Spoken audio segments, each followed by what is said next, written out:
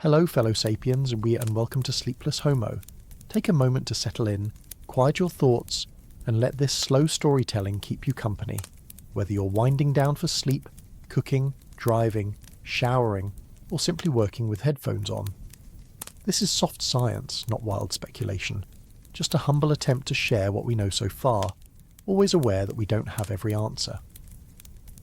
If you find value in these long journeys, consider liking and subscribing. It truly helps this kind of calm, educational storytelling reach others who might also want to conquer the world with knowledge rather than noise. And I'd love to hear from you. Tell me in the comments if you use this while drifting to sleep, or where in the world and in your day you listen. And if you happen to nod off halfway through, I've added timestamps in the description so you can easily return tomorrow. Because this whole story, from beginning to end, is worth hearing. And as always, stay curious. Stay calm. Tonight, we turn to a question that haunts our history. Why are we so violent? And when did it begin?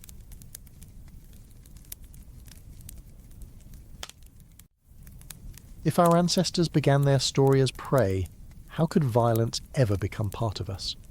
This is not just a philosophical question, but one grounded in the deep past of our species. To imagine the earliest humans as predators in the way we see ourselves today is to forget that for millions of years we were far more often hunted than hunting. From the first hesitant bipeds who left the safety of the trees around 6 million years ago to the sturdier Australopithecines and early members of the genus Homo by 2 million years ago, our ancestors lived with the constant shadow of danger.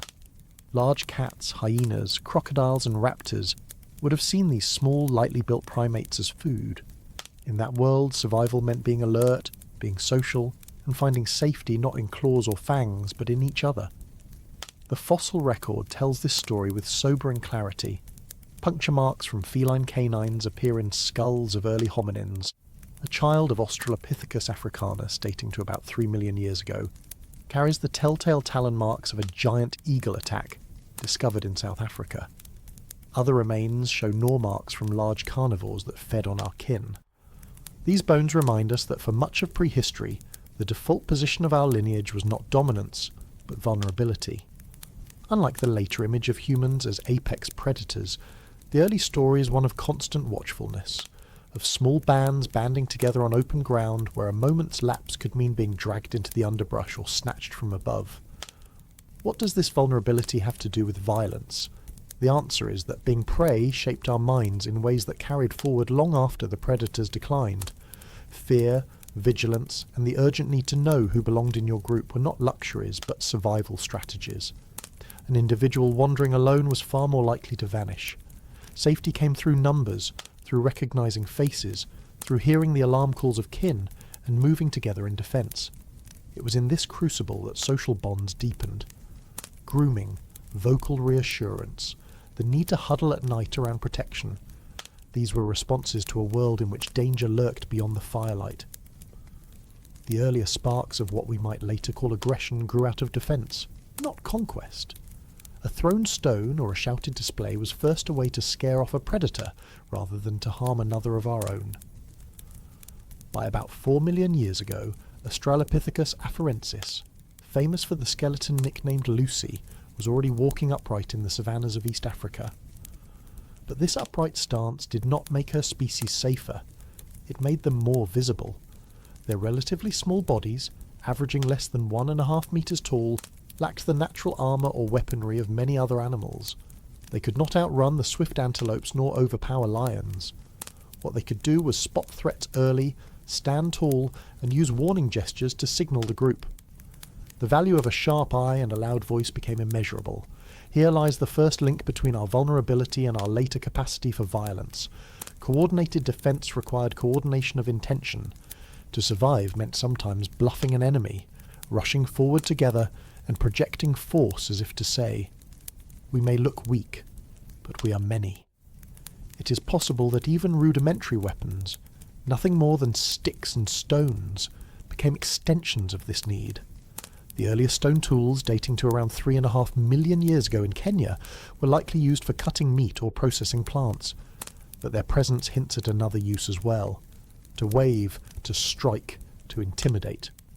No fossilised scene can tell us exactly how often these implements were turned against predators, but logic suggests that any object that extended reach or amplified a blow would have been life-saving.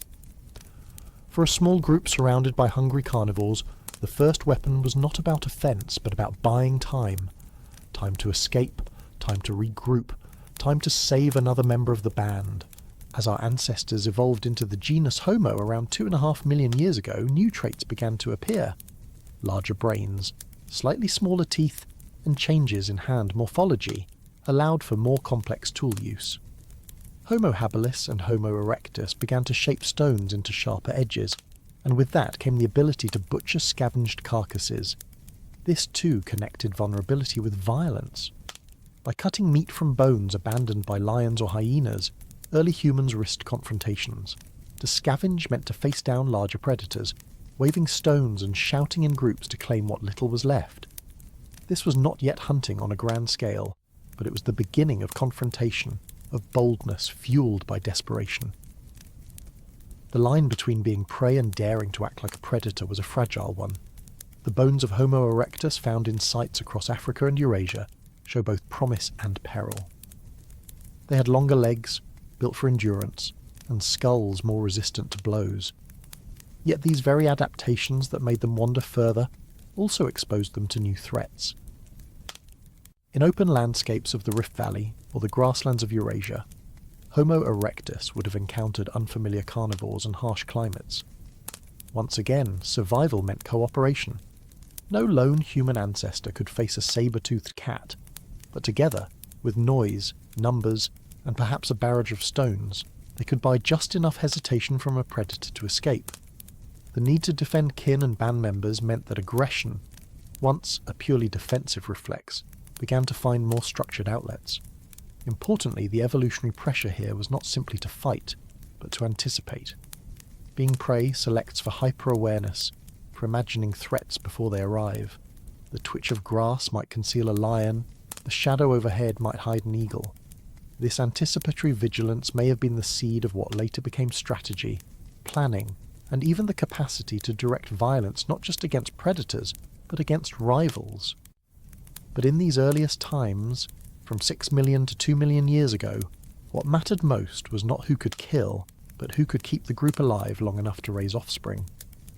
Empathy too has roots in this era. The scream of another under attack had to matter, or no one would come to help. The social brain grew in tandem with the necessity of shared defence. In this way, violence, if we can call it that, crept in through the back door of evolution. It was never first about conquest. It was about fending off lions, defending a child, scaring away a rival pack of hyenas. Every scar left by a predator's tooth, every fossil bone cracked open for marrow, every talon mark on an ancient skull tells the same story. To be human, at the beginning, was to be food. Our aggression was a byproduct of refusing to accept that role entirely. We shouted, we struck, we gathered closer, and from that refusal grew a capacity that would one day transform into something much darker and far more complicated. The haunting question is this: if violence began as defence, a way of keeping the night at bay, at what point did it turn inward? When did the tools that once waved at lions begin to point at each other? That story lies further ahead, but the foundation is here, in a world where the first humans survived by not being eaten. Was the first weapon built to kill animals, or to turn against each other? This is a question that trails us back into the deep past of 2 million to 500,000 years ago, when stone tools became a central feature of human life.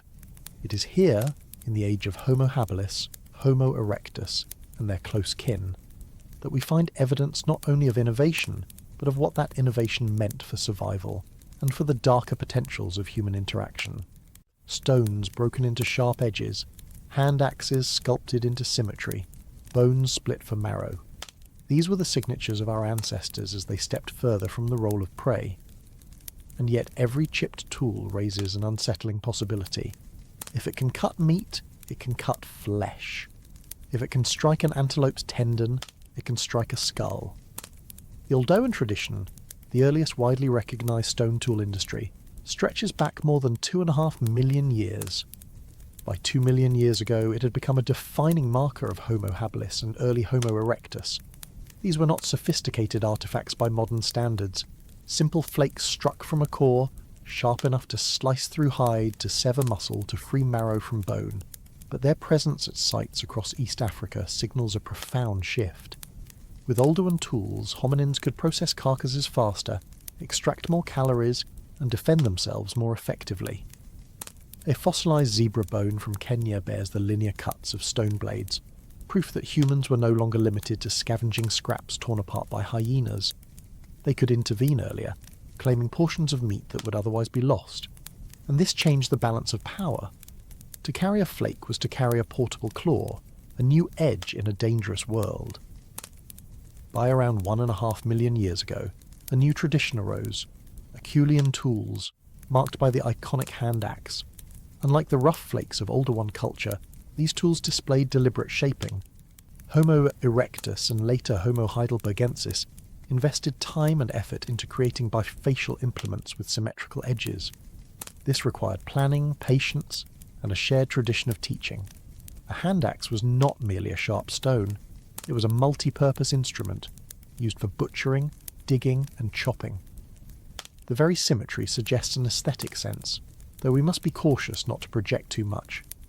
What is certain is that Acheulean tools made humans far more efficient predators and scavengers. Large animal bones at sites like Olorgesailie in Kenya bear cut marks showing that hominins with hand axes could strip carcasses quickly, competing with lions and hyenas for flesh. But again, the question lingers. Were these tools used only against animals? Fossil evidence suggests otherwise. Several Homo erectus skulls from this period display trauma inconsistent with predator attack. At sites in Kenya and Georgia, fractures on skulls show signs of blunt force trauma from objects suspiciously similar in size and shape to stone tools. One particularly famous case comes from Bodo, Ethiopia, where a roughly 600,000-year-old Homo heidelbergensis skull shows repeated cut marks across the face and cranium. Whether these marks represent cannibalism, ritual defleshing, or interpersonal violence remains debated. But what they confirm is that stone tools could be turned against humans. The line between butchering an antelope and harming a neighbour was thin indeed. Another telling case comes from the fossil record of Sanggaran, Indonesia, where several Homo erectus skulls show healed fractures, evidence that individuals survived blows to the head. Such injuries are unlikely to have come from predators. They look far more like the results of conflict with other hominins. The fact that some healed indicates that violence was not always fatal, but it was present, woven into the daily life of these early communities. The use of tools may not have been primarily for fighting, but once sharp stones were in hand, the possibility could never be erased. The bones of animals themselves also reveal this dual potential. At Torralba and Ambrona in Spain, concentrations of elephant bones have been interpreted as evidence of large-game hunting by early humans using Acheulean tools. Yet some archaeologists argue these were scavenging sites where carcasses were butchered after natural deaths. The debate underscores the ambiguity of the evidence. Were these hominins hunters or opportunists? Either way, to approach an elephant carcass with a hand axe in hand was to risk confrontation with predators, with rivals, perhaps with one another. Violence in this context was not abstract. It was the price of meat. And yet, for all the evidence of trauma, we must resist the temptation to paint this period as a constant war of all against all. Most tools were almost certainly used for daily subsistence. Cut marks on animal bones outnumber marks on hominin bones by orders of magnitude. The dominant story is still one of survival, not murder. But the capacity had been unlocked. By 2 million years ago, humans carried with them the means to both feed and harm, to protect and to wound. A stone flake was no longer just an accident of geology. It was a decision made by hands and minds, with consequences for life and death. It is worth pausing to reflect on what this meant for social life. To live in a group where everyone carried sharp tools was to live in a world of heightened stakes. Cooperation was necessary, but so was trust. The scars on ancient skulls remind us that trust was sometimes broken. If we think of violence as an evolutionary puzzle, it is here that the pieces begin to fit together. Being prey had taught our ancestors to band together. Being toolmakers gave them new power. and somewhere in that overlap lay the danger of turning power against one another. The haunting question is whether violence was inevitable once tools were invented. Could we ever have learned to cut meat without also cutting each other? Or was the dual-use nature of stone, the way it slices both hide and skin, destined to follow us from the very first flake? That we cannot answer fully. But what we do know is that between 2 million and 500,000 years ago, the seeds of human violence were sown not by conquest, not by armies, but by the simple act of chipping stone. The story of teeth and tools is not only about what humans struck from stone, but also about how these objects reshaped the very rhythm of daily life. Once flakes and hand axes became regular companions, diets expanded dramatically. Archaeological evidence from sites like Kubifora in Kenya shows that hominins with stone tools could exploit marrow, brains and tendons, foods rich in fat and protein that would otherwise be inaccessible. These resources were critical in environments where fruit or tubers might vanish in a season of drought. A cut bone was more than nutrition, it was insurance, a safeguard against hunger. But to claim that insurance meant competition, not just with carnivores, but with neighbouring groups who might also stumble upon the same carcass. When food was scarce, proximity could tip into conflict. The Acheulean hand axe especially embodies this paradox. Its symmetrical form is almost unnecessarily refined if the only goal was to cut meat. Some researchers have suggested it also served as a signal, a crafted object that showed skill, patience, and social knowledge. To hold a finely shaped hand axe was to demonstrate competence in a way others could see. If this is true, then tools were not just about survival, but also about status, and status often comes with tension. The very act of producing these tools could create hierarchies, drawing lines between the skilled and the less skilled, between those who could lead and those who followed. And whenever status takes shape, so too does the risk of violence. Fossil evidence from sites outside Africa adds another layer. In Europe, early Homo heidelbergensis left behind not only hand axes but signs of group hunting. Spears found at Schöningen in Germany, dated to around 400,000 years ago, suggest that humans coordinated to bring down large animals such as horses. Cooperation at this scale is impressive, requiring planning and shared risk. Yet cooperation in hunting could easily mirror cooperation in aggression. The ability to coordinate an ambush against prey might transfer under strain to an ambush against rivals. Violence, in other words, was not a separate invention, but a potential byproduct of skills already honed for survival. The bones of Homo erectus also reveal something subtler, healed injuries that point to long-term care. Individuals with broken limbs lived long enough for bones to mend, meaning others must have helped them survive. This reminds us that early humans were not only capable of striking one another, but also of protecting, feeding, and supporting each other. Violence and compassion coexisted, both made possible by the same tools and social bonds. A hand axe could wound, but it could also cut wood for fire or butcher food for a weakened companion. The tool itself carried no intent. It was the choices of the group that gave it meaning. By 500,000 years ago then, our ancestors had established a dual legacy. They were hunters as well as hunted, capable of crafting sharp instruments that expanded their diets, transformed their landscapes, and changed their relationships. But they also carried within their toolkits the possibility of bloodshed among themselves. The early record shows not a world drenched in constant violence, but one where the door had been opened. Once stone became weapon as well as implement. That door could never fully close again.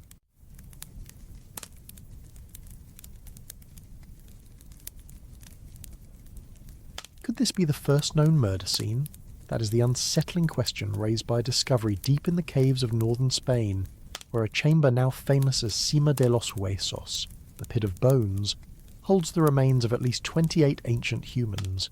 These individuals lived around 450,000 years ago, likely belonging to a population ancestral to the later Neanderthals. Their bones, jumbled in the darkness of Atapuerca's caves, give us an eerie window into life and death in the Middle Pleistocene. Among them, one skull in particular has drawn scientific attention, Cranium 17, a battered remnant that may hold the earliest clear evidence of deliberate killing. The skull is incomplete, but enough remains to reconstruct the face and the frontal portion of the cranium. What stands out are two fractures above the left eye socket. Each is deep, oval in shape and almost identical in size. Forensic analysis suggests they were caused by blunt force trauma, delivered with a rounded object of similar shape to a stone tool or club. Their symmetry is striking. Both blows landed at nearly the same angle, in almost the same place, with force sufficient to fracture bone. Most importantly, they were not injuries consistent with accident. A fall from height might cause a fracture, but rarely two so alike, so close together. The pattern points instead to deliberate action. Someone struck this individual twice in quick succession, aiming at the face. In forensic terms, the injuries are perimortem, meaning they occurred around the time of death, before the bone had time to heal. There is no evidence of recovery, no signs of survival. Whoever Cranium 17 belonged to, they died as a direct result of these blows. If we accept this interpretation, then we are looking at something profound, the oldest known case of homicide in the human lineage. 450,000 years ago, deep in the Middle Pleistocene, one human struck another down, face to face. But science moves carefully, and there are always alternative explanations to weigh. Could this have been the result of a rockfall inside the cave? The researchers at Atapuerca considered this. The angles of the fractures, however, do not match the typical breakage from falling debris, nor do they resemble the random scatter of post-mortem damage that bones often accumulate in caves. The parallelism of the blows is simply too precise. Another possibility is that the injuries were inflicted accidentally during some kind of accident outside the cave, but here again the evidence leans toward intention. When the same instrument leaves the same wound twice, it is hard not to imagine the deliberate swing of a hand. The broader context of Cima de los Huesos adds further complexity. The chamber is not a natural living space. It lies at the bottom of a steep shaft difficult to access, and the accumulation of bodies there is still debated. Some argue it was a natural trap into which individuals fell. Others suggest it may have been a place where the dead were deliberately deposited, a kind of proto-burial practice centuries before symbolic rituals are usually thought to appear. Whatever the explanation, the presence of so many individuals in one place makes the violent end of Cranium 17 stand out all the more. The discovery forces us to confront uncomfortable possibilities. If this was indeed murder, what motivated it? Was it a clash between rivals in a small group? A punishment for breaking social norms? A moment of rage? We cannot know. What we can say is that by this time, humans were capable not only of inflicting fatal harm on one another, but of doing so in ways that suggest intention. Violence was no longer only the outcome of predator attack or the desperate competition over carcasses. It could also emerge from within the group itself. The significance of this is not only in the single skull, it lies in the recognition that violence leaves durable marks in the fossil record. Bones preserve trauma in ways that stories cannot. For Cranium 17, those twin blows are as eloquent as any written confession. They remind us that human history is not only the tale of cooperation and care, but also of conflict and harm. The same species that could carry injured companions, as we know from healed fractures in other fossils, could also strike them down. Compassion and cruelty existed side by side, long before modern humans emerged. And yet, even here, humility is essential. To call this the first murder is tempting but risky. Our record is patchy. We may simply be missing earlier cases, washed away by time. What survives in the caves of Atapuerca is a rare preservation of bone, a snapshot in deep history. It may be the first case we can see clearly, but surely it was not the first time such an act occurred. How far back deliberate killing stretches we cannot know. What we can say is that by 450,000 years ago, the potential for homicide was part of our species' broader lineage. This raises a haunting question. Was violence ever truly absent from our evolution? Or has it always been with us, surfacing whenever the fragile balance of cooperation broke down? Cranium 17 does not answer that, but it whispers to us from the dark of the pit of bones, a reminder that the story of humanity has always carried within it both light and shadow. What makes the pit of bones even more fascinating is the way it ties violence to questions of community. To understand the blow that ended Cranium 17's life, we have to imagine the small group around them. Middle Pleistocene humans did not live in vast populations. Bands were likely measured in dozens, perhaps a few families bound together. In such close quarters, the death of one member would not have gone unnoticed. If the blows were deliberate, then others almost certainly knew what had happened. That knowledge alone makes this case more than an isolated act. It becomes a clue to the social fabric in which violence could occur. Murder is not simply a physical act. It is a social rupture. The choice of where the body ended up also deepens the mystery. If Cima de los Huesos was indeed a place where bodies were deliberately placed, then the community made a decision to deposit even this individual, despite their violent end, among others. Was this an early form of respect, or simply a matter of convenience? If it was respect, then it suggests that group cohesion extended even to those who may have died in conflict. If it was convenience, it shows that practical concerns could outweigh any moral hesitation. Either way, the deposition of the body means that violence and belonging were not mutually exclusive. You could be struck down by another human and still be laid to rest by the group. Comparisons to accidental trauma help us sharpen the picture. At other fossil sites, skulls display fractures from falls, animal attacks, or the natural collapse of bone after burial. These usually produce irregular breaks, scattered across different parts of the skull. Cranium 17, by contrast, tells a different story. Two carefully placed blows in nearly identical locations. The precision suggests not only intention but also skill. To strike twice in the same spot requires control. This in turn implies that the act was not one of wild flailing but of deliberate targeting. In other words, someone knew what they were doing. What does this say about the evolution of violence? It shows that by the Middle Pleistocene, humans were not only capable of aggression, but of directed, lethal violence that looks less like an accident and more like an execution. This does not mean murder was common. If it were, we would expect more skeletons with similar signs. The rarity suggests that it was exceptional, but still possible, and possibility is enough. Once a species can commit deliberate homicide, the evolutionary landscape shifts. Trust must be negotiated differently. Rules, formal or informal, begin to matter. That is why Cima de los Huesos matters so much. It is not only about the tragic fate of one individual, but about the threshold it represents. The Pit of Bones reminds us that violence was woven into our past long before cities, kingdoms, or armies. It did not require organised warfare or massive populations. It required only tools, intention, and a fracture in social bonds. The haunting question is how groups responded. Did they punish the killer? Did they shrug and carry on? Or did they invent, in ways lost to us, the earliest seeds of justice? We cannot know. But the silence of the pit forces us to imagine, and to accept that even in the shadows of deep time, the potential for both cruelty and care was already part of being human.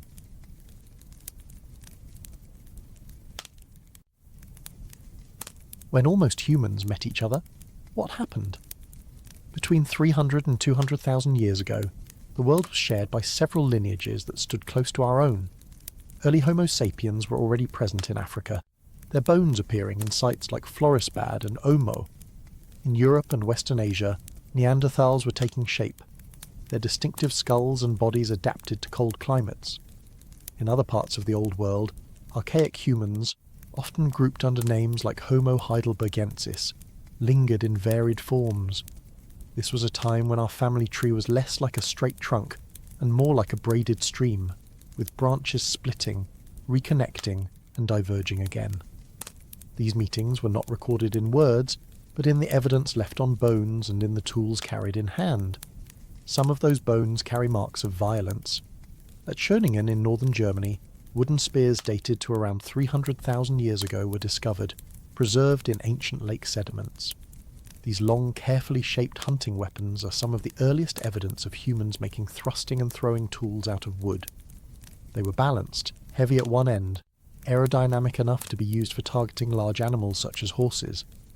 Their discovery proved that humans of this time were not only opportunistic scavengers, but skilled hunters, capable of coordinated attacks. Yet a spear that can pierce a horse's hide can also pierce human skin.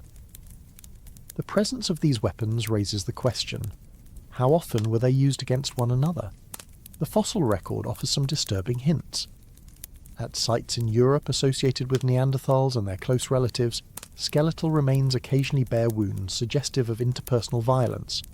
A skull from Bodo, Ethiopia, dating to roughly this era, shows cut marks that may indicate defleshing after death. The intention behind this remains debated. Was it cannibalism, a ritual act, or something else entirely? But the fact remains that sharp tools were applied to human bone. In Spain, remains from Cima de los Huesos suggest earlier violence, but by this period such marks appear more frequently, reflecting a world where conflict was no longer rare.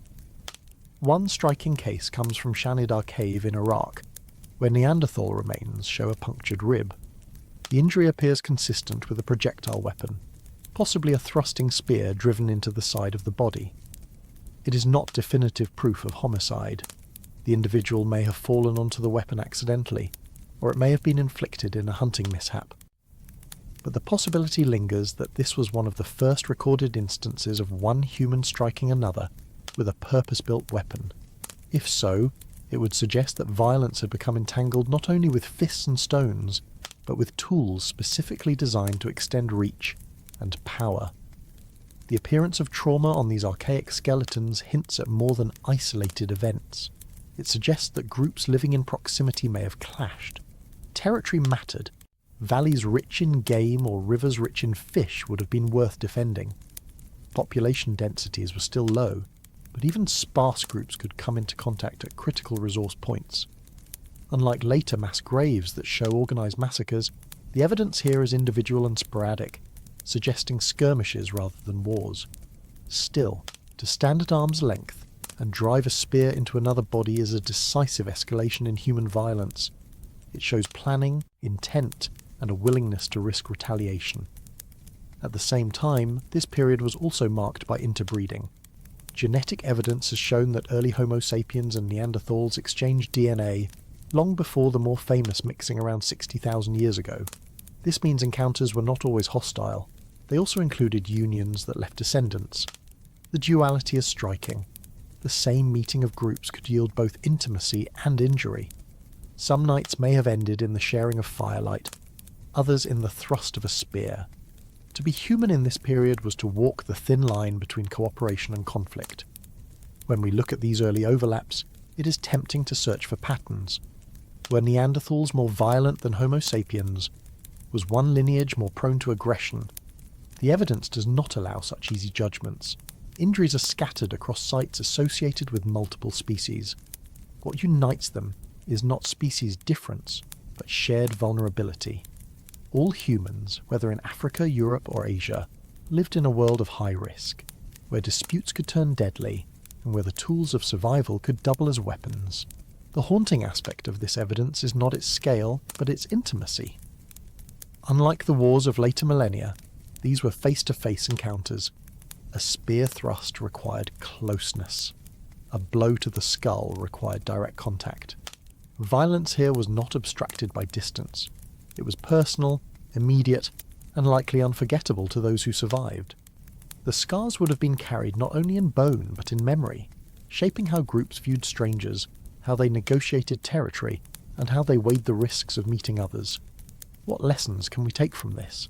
That violence did not need vast populations or armies to appear. It needed only proximity, competition, and the tools already present for hunting. Between 300 and 200,000 years ago, humans were learning to manage both the promise and peril of encountering those like themselves.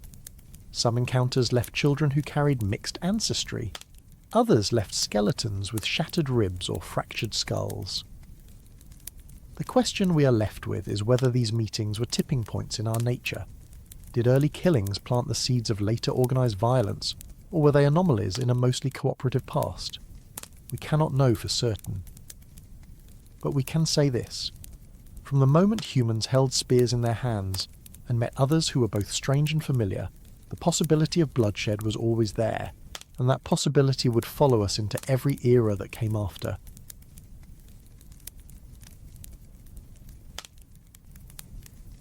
What do broken bones tell us? Ritual, starvation, or cruelty?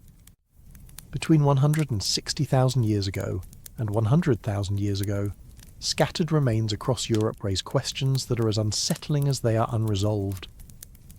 When we look closely at certain Neanderthal bones, what we see are not just fractures from natural decay or predatory scavenging. but cut marks, scrapes, and breaks in patterns familiar to archaeologists who study the butchery of animals. These marks are deliberate, intentional, and consistent with humans taking apart their own kind. The question that haunts us is why? At Krapina in modern-day Croatia, excavations at the turn of the 20th century unearthed a large assemblage of Neanderthal bones, dating to roughly 130,000 years ago. These bones belong to dozens of individuals of different ages and sexes, and they tell a troubling story. Many of them bear cut marks in locations where muscles would have been attached. Some long bones were fractured in ways that suggest deliberate breaking to access marrow. Others were cracked open in a manner identical to how Neanderthals processed animal bones for nutrition. This evidence has led many scholars to propose cannibalism, whether driven by hunger during a time of scarcity or as part of a cultural practice that is harder for us to interpret. The case of Moula-Guercy cave in France, dating to around 100,000 years ago, provides similarly disturbing hints. Here, the remains of at least 6 Neanderthal individuals were found with unmistakable signs of systematic butchery. The cut marks on skulls, ribs, and long bones mirror those found on deer and other prey processed at the same site. In some cases, tongues appear to have been removed, long bones smashed for marrow, and muscle groups stripped away with precision. The argument for cannibalism here is difficult to escape, but again the motives are not clear. Was this a group under environmental duress, reduced to consuming its own dead? Or did this reflect a practice of ritual, where consuming the flesh of one's kin or rival carried symbolic meaning we can no longer recover? The ambiguity is the point. Archaeology gives us bones, but not intentions. We can see the physical traces of what was done, but not the emotional or social framework around it. Even if cannibalism was practiced, it does not necessarily map onto cruelty as we might define it. In many cultures across time, the treatment of the dead through defleshing, dismemberment, or even consumption has been framed not as desecration but as care. It is possible that Neanderthals who cut into their dead were engaging in a practice that meant something entirely different to them, something about continuity, remembrance, or maintaining bonds after death. Adding to this complexity is the evidence of care among Neanderthals. At sites like Shanidar in Iraq, skeletons show individuals who lived long after sustaining severe injuries or disabilities, injuries that would have required extended assistance from others in their group. One man had lost an arm, suffered facial trauma that likely blinded him in one eye, and endured arthritis in multiple joints, yet survived for years. This tells us that Neanderthal groups could nurture and protect their vulnerable members. The same hands capable of breaking bones for marrow were also capable of feeding, protecting, and healing. This duality is perhaps what makes these cases so difficult for us to place neatly into categories. The bones at Krapina and Moula-Guercy do not only tell a story of violence, they tell a story of desperation and choice, of survival and cultural complexity. If cannibalism occurred during times of starvation, then these acts may not represent cruelty but necessity. If they were part of ritual, then they may reflect a symbolic logic foreign to us but deeply meaningful to them. The fractures themselves leave us with more questions than answers. Were these events rare responses to extraordinary circumstances, or were they a more common aspect of Neanderthal life that we only occasionally glimpse in the archaeological record? The scattered nature of the evidence suggests they were not everyday occurrences, yet the fact that we find them across different regions, separated by hundreds of miles and thousands of years, implies that cannibalism, whatever its meaning, was a recurring possibility within human evolution. For us, raised in cultures that largely treat cannibalism as one of the greatest taboos, these findings are hard to absorb without judgment. But if we set aside our preconceptions, what we see is less about monstrous behaviour and more about the versatility of human response to stress and mortality. Violence, in these cases, may not have been aggression at all. It may have been survival, or even reverence. And so the haunting question remains. When we peer at bones with cut marks and cracks, are we seeing cruelty or care? Were Neanderthals devouring each other out of hunger, or tending to their dead in a way that demanded the breaking of bone and removal of flesh? We will never know with certainty. But in that uncertainty lies an important reminder that human behaviour, even in its most unsettling forms, is complex, situational, and often driven by needs and beliefs we can only partially understand. The wider backdrop of these disturbing but fascinating finds is the world Neanderthals inhabited between 160,000 and 60,000 years ago. Europe and Western Asia were gripped by repeated glacial cycles, with ecosystems swinging violently between habitable forests and open, barren tundra. These abrupt shifts meant that populations were frequently pushed to the edge of survival. Large prey animals, the lifeblood of hunter-gatherer groups, could vanish from a region within a few generations, forcing bands to either move, adapt, or perish. It is within these periods of scarcity that episodes of bone breaking and flesh removal begin to make more sense, not as aberrations, but as possible responses to famine. In this light, the cut marks on human remains at Krapina or Mulagursi may have less to do with cruelty and more with sheer environmental pressure. Another layer of interpretation is the role of conflict between groups. The Neanderthal world was not densely populated, but contact between neighbouring groups must have occurred. When resources dwindled, such encounters may not always have been peaceful. If some of the cut-marked bones represent defeated rivals rather than members of one's own group, then the line between survival and violence blurs even further. Were these acts pragmatic recycling of enemy bodies, or symbolic gestures of domination, marking victory in ways that left their trace on the skeletons we study today? Archaeology cannot answer the intention, but it can point us toward possibilities. Interestingly, at some sites the pattern of modification is not random. Certain bones appear more frequently broken or cut than others, suggesting a preference. This hints at practices that could be cultural rather than purely utilitarian. For example, the systematic breaking of skulls or the selective removal of specific body parts might reflect beliefs about the soul, identity, or the transition between life and death. Even if cannibalism was practiced, it might not have been done to degrade, but rather to transform. At the same time, we must resist the temptation to generalize. For every site with ambiguous signs of cannibalism, there are others where burials show clear signs of deliberate respect. Bodies laid in shallow graves, sometimes with grave goods or flowers, remind us that Neanderthals had a wide range of responses to death. The same species that left cut marks on bone could also mark the ground with careful burials. This diversity makes it difficult to define them with simple labels like violent or compassionate. They appear to have been capable of both extremes just as we are. What is striking is how these early cases foreshadow debates we still have today about the meaning of violence, ritual and respect. Is breaking down a body always an act of harm, or can it be an act of care? Does consuming or dismantling the dead necessarily strip them of dignity, or might it have been understood as returning them to the community in a different form? These are questions that reach far beyond archaeology and touch on the very foundations of how humans everywhere navigate mortality. The lesson may be less about whether Neanderthals were cannibals, and more about the dangers of reading our own taboos backward into the deep past. The bones themselves tell us only that flesh was removed, marrow was consumed, and bones were broken. The why remains suspended in mystery. And perhaps it is in that mystery that we find the most revealing truth of all, that our lineage has always lived at the edge of survival, always balancing violence and care and always leaving traces that defy easy explanation.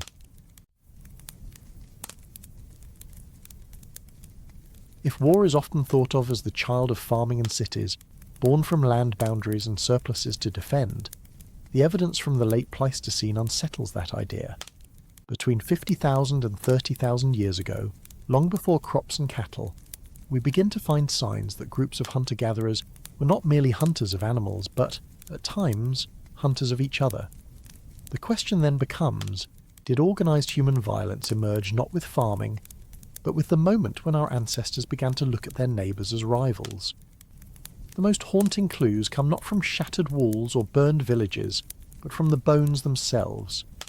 In the caves of Iraq, the famous Shanidar site yielded a Neanderthal skeleton with a punctured rib. The wound is consistent with a projectile weapon, a spear or dart that pierced through flesh and bone. What is most striking is that the angle and force of impact suggest deliberate aim, not an accident. Whether it came from a hunting mishap or a fight between individuals, the fact remains. Neanderthals and early humans already had the technology to kill each other from a distance. That alone marks a turning point. To kill from afar is to reduce the risk to oneself and to expand the possibilities of ambush. It is one of the quiet revolutions in human violence. Other sites reinforce this story of early trauma. Skulls dated to this period sometimes carry depressed fractures, blows that were not healed, likely delivered in combat rather than by accident. Arms and ribs show signs of parry fractures, the kind that form when someone raises a limb to block an incoming strike. These are the silent testimonies of small-scale encounters, not the annihilation of whole populations, but sudden clashes where bodies bore the marks of both attack and defence. What stands out in this era is the scale. We're not yet looking at armies or fortifications. Instead, the violence seems intimate. Small bands of hunter-gatherers, living close to the edge of survival, may have competed for watering holes, game trails, or seasonal foraging grounds. In such circumstances, even a brief confrontation could leave lasting scars. Ambushes were likely, given the landscape of caves, gorges, and river valleys that characterized Ice Age Eurasia. A handful of individuals waiting in silence could change the fate of a neighbouring group in a matter of minutes, and yet alongside these traces of violence, we also see the flourishing of cooperation and creativity. The same people who may have driven spears into rivals were painting animals on cave walls, carving beads, and experimenting with new ways of organising their lives. Violence was one thread in a larger tapestry, and it did not define them wholly, but its presence cannot be ignored. The introduction of long-range weapons during this period matters deeply. Stone-tipped projectiles allowed for killing at a distance, and with that came the possibility of coordinated attacks. A group could stand at the mouth of a valley and rain down deadly points on intruders. The balance of power shifted. To be ambushed by a hidden group with ranged weapons was to face death without even closing the distance. For the first time, killing could be not only personal but tactical. The broader question remains unsolved. Should these early cases of trauma be called war? Some scholars argue that war requires scale, organisation, and political purpose, while these Ice Age clashes were sporadic, situational, and small. Others insist that the essence of war is not numbers but intent, the decision to target other humans as enemies. If that is the definition, then the evidence suggests that humans invented war long before farming. Perhaps the deeper revelation is that humans carried into the future both capacities at once, to cooperate in remarkable new ways, and to turn those same skills of planning, communication and strategy toward violence against their own kind. War then may not have begun with crops or kings, but with the realization that another band of humans was too close, too successful, or simply too threatening.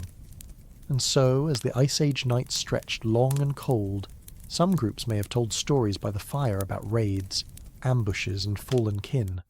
For them, the memory of violence would have been as real as the hunt, as real as the painted walls of caves. And perhaps the haunting question is this: if humans were already capable of war while still nomads, what hope did we ever have of leaving it behind once we settled down? If we look more closely at these late Pleistocene landscapes, another subtle but important factor comes into view: mobility itself. Groups that ranged widely had the advantage of avoiding rivals altogether, but they also risked stumbling into unfamiliar territories. Unlike the slow expansion of farming villages thousands of years later, hunter-gatherer ranges overlapped unpredictably. Two groups moving toward the same herd of migrating game or the same stretch of river could suddenly collide. In those moments there was little room for diplomacy. With no shared language, no treaties, and often no second chances, violence may have seemed like the only reliable solution. Evidence for these encounters is not only etched into bones, but also hinted at in the sudden disappearance of populations from particular regions. Archaeologists sometimes find layers of habitation abruptly ending without signs of environmental collapse. Fire pits, stone tools, and shelters vanish, replaced only centuries later by signs of new occupants. While not conclusive, such gaps invite the unsettling possibility that local groups were pushed out or eliminated entirely by rivals. These were not the sweeping conquests of later empires, but on the scale of small Ice Age bands, the disappearance of even a few families could be the equivalent of cultural extinction. The tools themselves whisper another clue. Spears with carefully knapped points were not just useful for hunting aurochs or reindeer. They were equally suited to penetrating human flesh. In fact, the shift from simple thrusting spears to lighter projectiles suggests a growing understanding of tactical flexibility. A thrusting spear demanded close contact. A lighter weapon could be hurled from a distance, allowing attackers to strike without immediate reprisal. It is difficult to avoid the conclusion that these advances, while undoubtedly aimed at animals, also increased the lethality of human conflict when it did erupt. We can imagine, too, how his stories may have amplified the cycle of violence. Oral traditions preserved the memory of kin killed by strangers, or of ambushes survived by chance. These stories, repeated around the fire, may have hardened attitudes toward outsiders. They did not need to describe organised war to create a mindset of suspicion.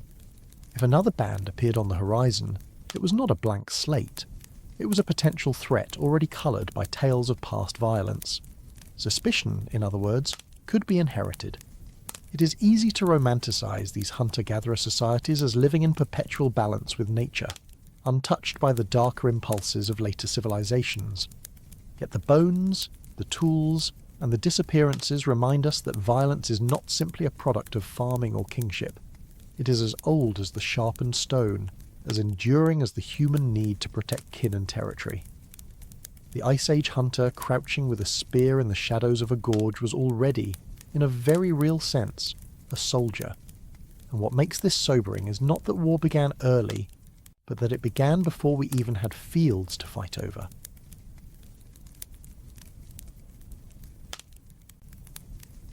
Did jewellery and body paint invent us versus them? The idea feels deceptively modern, as though political banners, flags and team jerseys belong only to cities and states.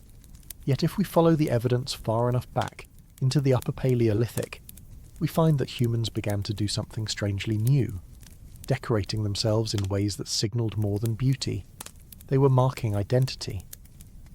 Around 40,000 years ago, in the deep chill of an Ice Age Europe filled with vast herds of reindeer and mammoth, people were gathering in numbers larger than any single family band.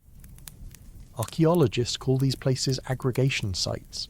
They were seasonal meeting points where scattered groups came together, perhaps to exchange mates, to share knowledge, or to trade materials like obsidian, shells, or ochre.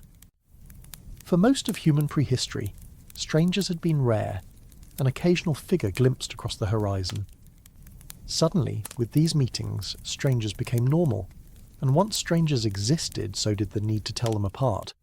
That is where the beads, pendants, and pigments come in. From sites in Africa, Eurasia, and the Levant, we find pierced shells strung as necklaces, animal teeth with wear marks from being suspended, and stones rubbed smooth from being handled as tokens. At first glance, they may look trivial compared to the grand cave paintings that would come later, but in their time they carried something profound. They told others who you were. The ochre streak across a cheek was not merely art. It was a statement that said, "I belong to the group from that river valley." The shell necklace signalled that its wearer had kinship ties to people living by the coast, even if she now stood hundreds of kilometres inland.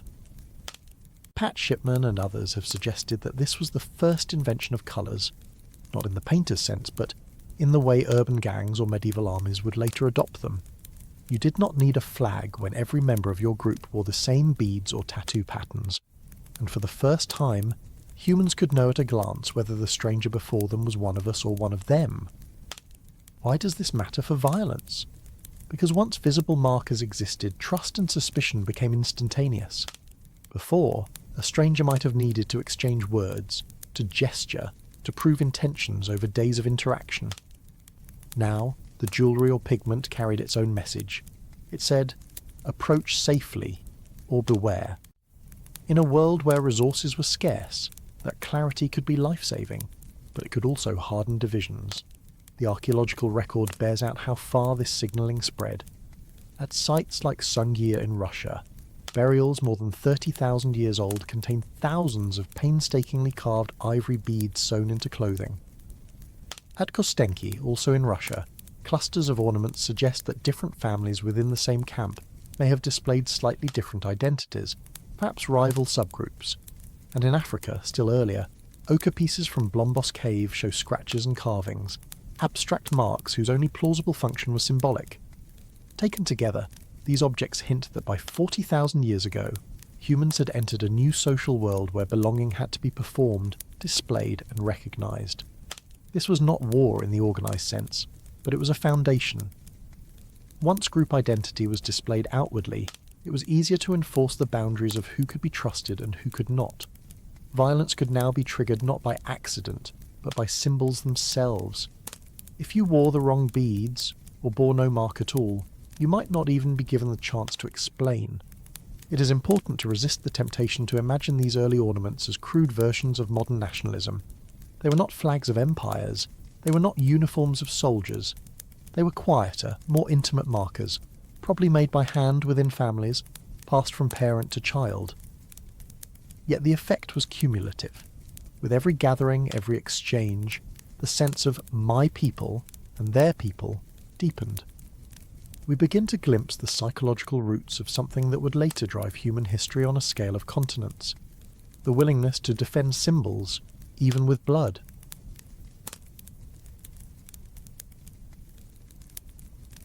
But the ambiguity remains. Were these ornaments a path to violence or to peace? At aggregation sites, they may have reduced conflict, not increased it. By making identity visible, misunderstandings could be avoided. A bead string might say, "I am not your enemy.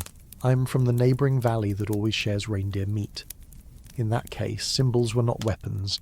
They were peace treaties worn on the body. Yet the same clarity that allowed trust also allowed hostility to be concentrated. When resources ran low, the line between decoration and target could blur. We are left, as so often in archaeology, with an unsettling double-edged answer.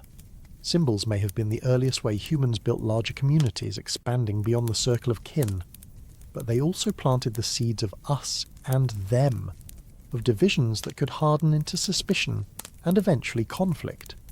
What we see in beads and body paint 40,000 years ago is the beginning of a story still with us today. The struggle to expand who belongs in us before them becomes an excuse for violence. And so the question lingers. When our ancestors first strung those shells and painted their bodies with ochre, were they inventing cooperation, or were they inventing war by another name?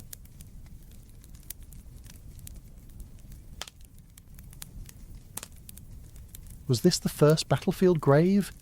It is a question that lingers over a quiet bend of the Nile in northern Sudan, where the desert today seems endless, but where, 13 to 14,000 years ago, water and life converged in a very different way. Here at a place archaeologists call Jebel Sahaba, the bones of dozens of ancient people tell a story that is both hauntingly familiar and chillingly alien. We are looking at a cemetery where violence was not an exception, but a condition of life. When the site was excavated in the 1960s, archaeologists uncovered more than 60 skeletons buried within a relatively small space. At first glance, it looked like a typical late Pleistocene cemetery, perhaps a community laying its dead to rest near a river that had sustained them. But the bones quickly revealed a darker truth. Many of the skeletons carried embedded stone projectile points, microliths lodged in spines, ribs and pelvises, sometimes still fixed exactly where they struck. Others showed healed injuries, cuts and punctures that had scarred over during life, only for new wounds to eventually end it. This was not a one-time slaughter. It was evidence of repeated conflict, generation after generation, in the same community. The picture that emerges is not of a single battle, but of a long siege of existence. Many of the dead were women and children. This alone is important, because it rules out the simplest explanation, that these were just warriors killed far from home and buried together.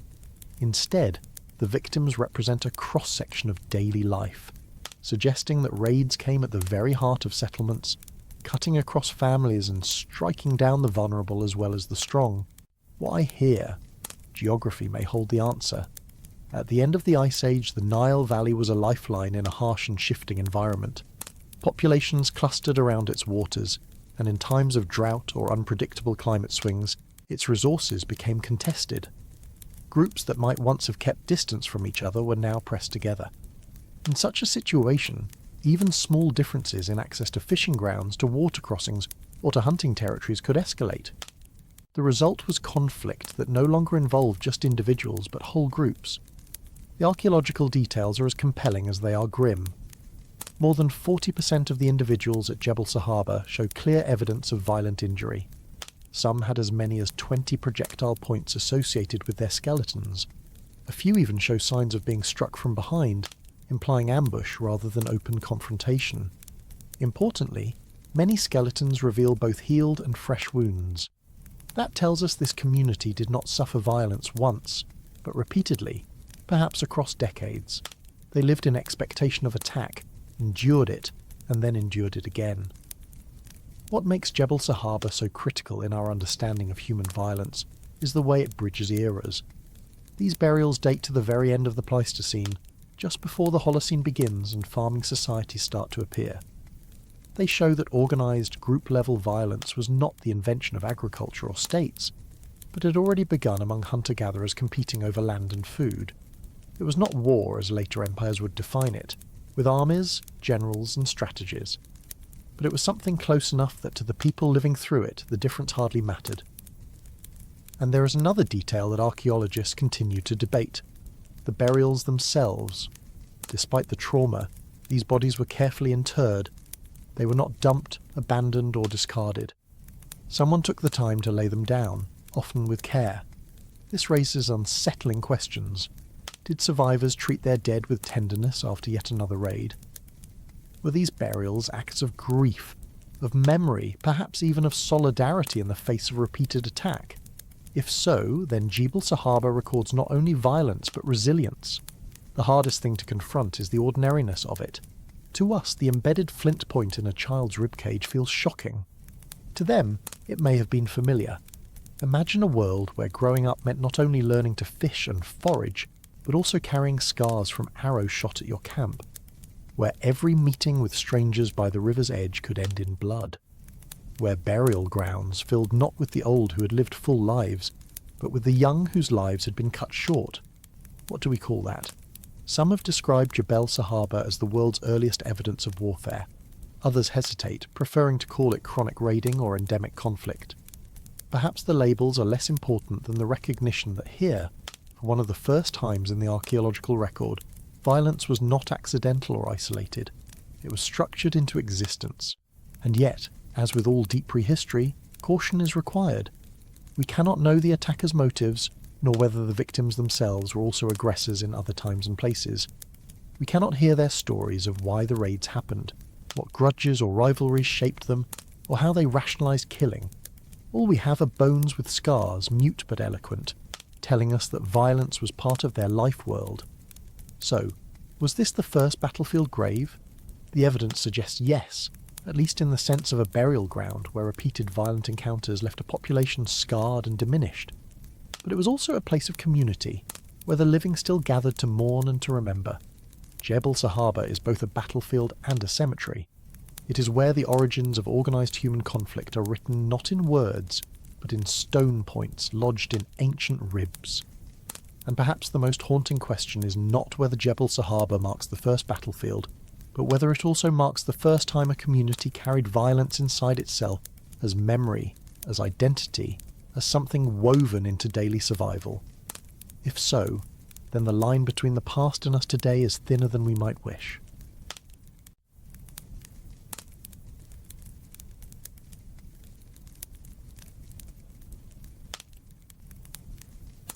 What makes humans kill entire families? It is one thing to imagine skirmishes among young men over hunting grounds or stolen resources, but it is something else to uncover the remains of a massacre where no one was spared. Not the children, not the elders, not even the unborn. At Naturuk in western Kenya 10,000 years ago, violence reached a level that feels chillingly modern. The annihilation of a whole community, as if the goal was not just to win a fight but to erase a lineage. Naturuk lies near what was once a lagoon at the edge of Lake Turkana. Today it is an arid and unforgiving place, but at the close of the Pleistocene and dawn of the Holocene, this region held rich resources. Fresh water, fish, fertile reeds, and grazing for game animals all converged there. It was the sort of place that could sustain groups of hunter-gatherers in abundance, but also the sort of place that others might covet. Archaeologists excavating the site in the 2010s found something that should have been impossible. Not a cemetery, not deliberate burials, but but scattered skeletons of at least 27 individuals who had died violently and been left where they fell. The bodies bear unmistakable signs of massacre. Many skulls are fractured by blunt force blows. Several skeletons show obsidian bladelets embedded in bone. Some individuals had their hands bound behind their backs, as if taken prisoner and executed. One of the most harrowing finds was the skeleton of a pregnant woman, lying on her side with her hands still clasped, her abdomen containing the remains of a near-term fetus. This was not a raid aimed at capturing resources or driving away rivals. It was the destruction of an entire community, root and branch. What can explain such cruelty among people who are still foragers, not farmers, still moving with the seasons rather than planting crops or building permanent towns? One interpretation is that Neanderthal was the result of a raid for resources at a time when climate instability made survival precarious. As the world warmed after the Ice Age, rainfall patterns in East Africa shifted, lakes expanded and contracted, and groups may have clashed when shorelines or wetlands changed, forcing them into closer proximity. In this reading, the attackers were outsiders who saw the Neanderthal lagoon as too valuable to leave in another group's hands, but the detail suggests something even darker.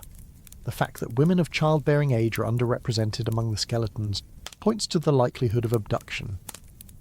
If attackers seized the young women and killed everyone else, then this was not just violence for resources, but violence aimed at genetic capture, ensuring the attacker's bloodline carried on while extinguishing the victims. It is chilling to think that long before written history, human groups may have practiced tactics of conquest that echo what we later call ethnic cleansing. Neanderthal forces us to confront a difficult truth. Organised mass violence does not begin with agriculture or with states. It does not require cities, kings, or armies. Here, 10,000 years ago, in a lagoon surrounded by reeds and fish, hunter-gatherers committed acts of brutality we might otherwise ascribe to empires. This makes Neanderthal unique among prehistoric sites, because unlike Jebel Sahaba, which shows repeated raids over generations, Neanderthal appears to capture one single event, a massacre frozen in time, bodies left unburied, as if erasure was the point. It is easy to recoil and call the perpetrators monsters, but in doing so we risk missing the broader lesson. The people who committed this act were anatomically and cognitively the same as us. They could have sung, joked and loved in ways we might recognise, and yet under conditions of fear, scarcity or rivalry, they turned to slaughter. What this shows is not that humanity is condemned to violence, but that the capacity for it lies deep, ready to emerge under certain pressures. Archaeologists still debate whether Neanderthal represents a unique tragedy, or the tip of a larger pattern of group conflict among late hunter-gatherers. Some argue that it reflects the beginnings of territorial defence, the moment when resources became fixed enough in place that eliminating rivals paid off. Others caution against reading too much into one site, noting that in most hunter-gatherer contexts, skeletal trauma from violence remains relatively rare. What we can say is that here, in the silt of a lagoon, we have the oldest clear archaeological evidence of a massacre, where the victims include bound captives, women, children, and even the unborn. Perhaps the most haunting thing about Neanderthal is that it shows how early humans understood the logic of extermination. To kill an enemy in battle is one thing. To kill his child, his partner, his unborn descendant is to erase him entirely. 10,000 years ago, that logic had already appeared. So what makes humans kill entire families? At Neanderthal, the evidence points to fear, desire, and calculation, the same tangled motives that drive violence today. And in the silence of those skeletons, we are left with a question that unsettles more than it answers. If even small groups of foragers could annihilate one another at this scale, what does that say about the fragility of peace in larger, more complex societies? To place Neanderthal in context, we must also consider the land and waters that shaped the choices of its people. 10,000 years ago, the East African Rift Valley was a place of restless change. The Great Lakes expanded during wetter pulses, only to retreat dramatically during dry swings. At times, the lagoon at Neanderthal may have been abundant with fish and bird life. At others, it may have shrunk into a muddy basin. In this volatile setting, even a minor shift in shoreline could turn abundance into scarcity, forcing groups into direct confrontation. For hunter-gatherers, Survival hinged not just on finding food, but on predicting where food would appear next. A lagoon rich with reeds and fish could act like a magnet, drawing families from surrounding areas who hoped to claim its bounty. If one group had already established itself there, another arriving clan faced a decision: negotiate, share, or fight. The remains at Natarok suggest that, at least on that occasion, the decision was made in favour of bloodshed, yet even here, ambiguity lingers. Some scholars wonder whether Natarok might have been a travelling group caught off guard rather than a settled community defending its home. Perhaps they had paused near the lagoon on a seasonal trek, only to be ambushed by a rival party. In that scenario, the massacre would not mark territorial defence so much as opportunistic raiding, a calculated attempt to seize women, weapons and food, while ensuring no survivors remained to retaliate. The tools tell part of the story. Obsidian flakes embedded in bone point to attackers armed with material not locally available, suggesting long-distance movement. This raises the possibility that the aggressors had travelled some distance before striking, maybe drawn by rumours of the lagoon's richness, or by previous encounters with the group they destroyed. The use of exotic obsidian also highlights how even in deep prehistory, human networks stretched across landscapes, carrying both goods and rivalries with them. Natarok is also important because it resists easy categorization. Unlike later sites with formal burials, here the dead were left exposed, scattered in the silts of the lagoon. That decision, or indifference, tells us something about intent. By refusing burial, the killers denied their victims dignity. They left bodies where they fell, to be consumed by scavengers or swallowed by mud. It was not only a practical act of violence, but a symbolic one, a denial of humanity itself. In this way, Natarok foreshadows patterns that recur throughout history. The use of violence not just to defeat, but to humiliate, to deny memory, to erase. The lagoon preserves the physical evidence, but the silence that surrounds it leaves us with questions that feel as relevant now as they did then. Was this massacre an anomaly born of desperate times? Or was it a glimpse into a recurring thread of human behaviour that has accompanied us ever since?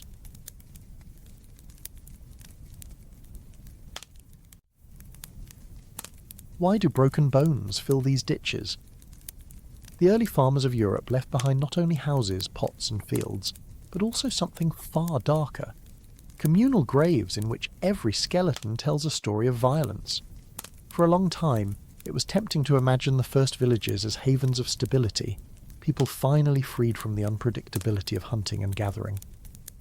But when archaeologists uncovered pits full of shattered skulls, cut bones, and bodies thrown in without order, the idea of peaceful beginnings collapsed. Farming gave more food, but it also gave reasons to fight. And some of the first clear evidence of organised killings comes from these early Neolithic societies. Let us begin in what is now southwest Germany, in a small site near a place called Talheim. It was discovered in the 1980s when a gravel pit was opened. What lay beneath shocked archaeologists. A single long ditch held the remains of more than 30 people. These were not carefully arranged burials. The bodies were piled haphazardly, without the ritual care usually seen in Neolithic graves. Men, women, and children lay together, many with the same haunting injury. A crushing blow to the head delivered by stone axes of the type their neighbours carried. Some skeletons had multiple strikes, as if to ensure death. Many showed no signs of defence wounds on arms or hands, suggesting they had been overwhelmed rather than engaged in battle. Talheim became known as the site of the death pit. Genetic studies later suggested that the people buried there were members of one community, not outsiders. This meant the massacre was not the result of disease or accident, but of deliberate killing. The attackers may have been neighbouring farmers or rival clans who sought to seize land, cattle, or even women. Some interpretations propose that Talheim shows the fate of a group that refused to merge with another or resisted domination. Others suggest simple resource stress. But the evidence of trauma is unambiguous. These people were executed systematically, their community erased in a single event. If Talheim was shocking, it was not unique. About 100 kilometres to the north, at Schöneck-Kilienstetten, another ditch revealed a scene of horror dating to around 7,000 years ago. Here archaeologists uncovered the remains of more than 24 individuals, most with shattered skulls and broken legs. What makes this site especially disturbing is the systematic breaking of shin bones, apparently inflicted at the time of death or immediately after. The fractures were not caused by accidental collapse or post-burial disturbance. They were deliberate. Theories suggest that the attackers intended to disable their victims in a cruel display, perhaps as punishment, or as a ritual humiliation to make sure the dead could never walk again, in life or in spirit. At Schöneck-Kilienstetten too, the victims were not only men of fighting age. Women and children were among the dead, reminding us that these were not battles between equal warriors, but raids targeting entire communities. The violence had a calculated purpose: elimination. Early farmers invested enormous labour in clearing fields, building longhouses and tending crops. Unlike hunter-gatherers, they could not simply move away when conflict arose. Their land was fixed, their investment permanent, and so when rival groups collided, the result was often annihilation rather than retreat. Another site, Herxheim in southwest Germany, pushes the evidence into even stranger territory. Discovered in the early 2000s, Herxheim contained the remains of more than 500 individuals deposited in elongated pits surrounding a settlement. But unlike Talheim or Schöneck, the bones here bore signs of careful processing. Many skulls had been smashed open, long bones broken to extract marrow, and in some cases skull caps shaped into bowls. The bones were mixed with pottery from as far away as France and Switzerland, suggesting that people had brought the dead here from distant places. What happened at Herxheim remains debated. Some archaeologists see it as a site of ritual cannibalism, where victims were not only killed but consumed as part of ceremonies. Others argue that the dismemberment may have been symbolic, the bones treated as offerings rather than food. Whatever the truth, Herxheim shows that the early Neolithic world was not simply a patchwork of quiet villages, but one of violent rituals and organised killings. When we step back, a pattern begins to emerge. From around 7,000 to 5,000 years ago, across Central Europe, communities were vulnerable to sudden violent ends. These were the centuries of the linear pottery culture, the first farming society to spread through much of Europe. They built longhouses, farmed wheat and barley, and kept cattle. They dug ditches and sometimes built palisades. They also lived with the constant possibility of attack. Archaeologists estimate that a significant proportion of known sites show signs of violence, whether in the form of mass graves, destroyed settlements, or defensive structures. One reason for this may have been simple population growth. Farming allowed more people to live in one place, but it also meant more mouths to feed. Land that had been forest or meadow was cleared and cultivated. Boundaries mattered. A few hundred metres of fertile ground could mean survival or famine.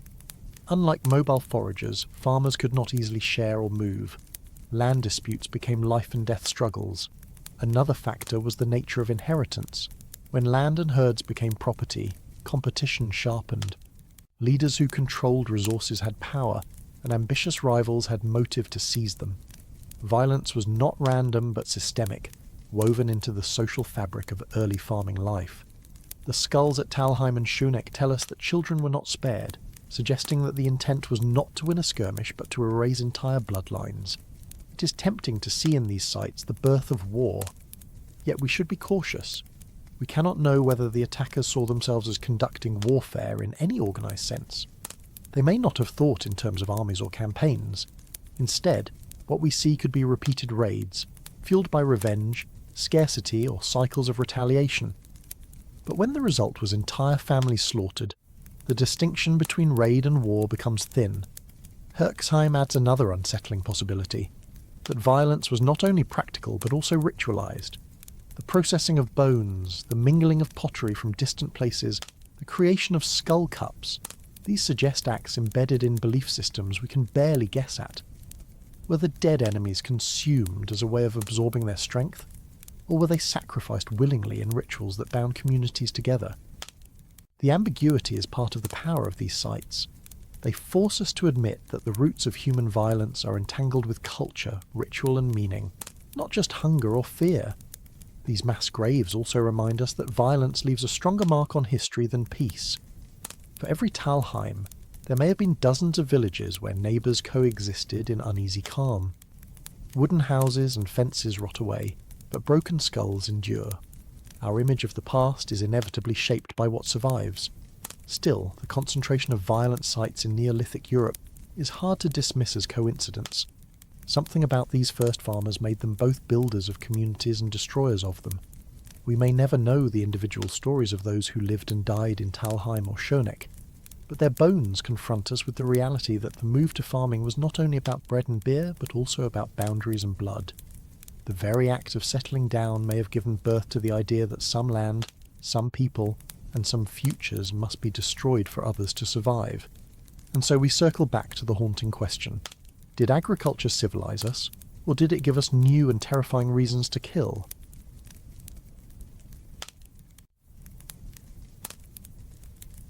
What story does Ötzi's arrow wound really tell? For most of human history, bodies decayed quickly, and stories of conflict vanished with them. But 5,000 years ago in the icy Alps, one man's final moments were preserved with an almost forensic precision that still astonishes us today. His body, later called the Iceman, emerged from melting glacier ice in 1991. It is among the most intimate glimpses we have into the violence of prehistory, because Ötzi carries not only his tools and clothes, but also the wounds of his last fight. He is not a myth or a legend. He is a corpse, and in his frozen skin and bones we can trace the shadow of a killing. At first, Ötzi looked like a tragic accident victim.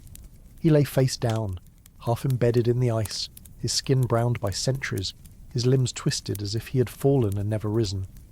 For months, researchers assumed he had been a traveller lost in snow, overcome by cold.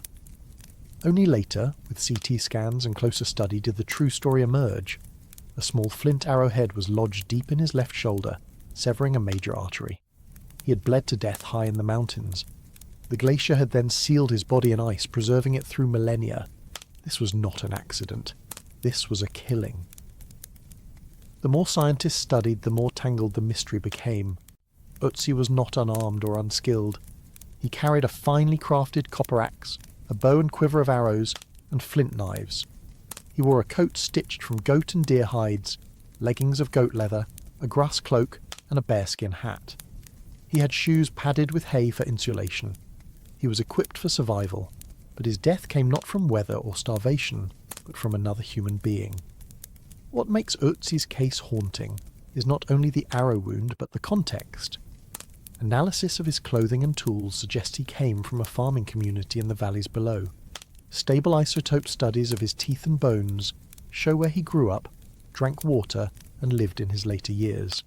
His tattoos, over 60 lines and crosses cut into his skin and rubbed with charcoal, hint at pain relief treatments or symbolic marks.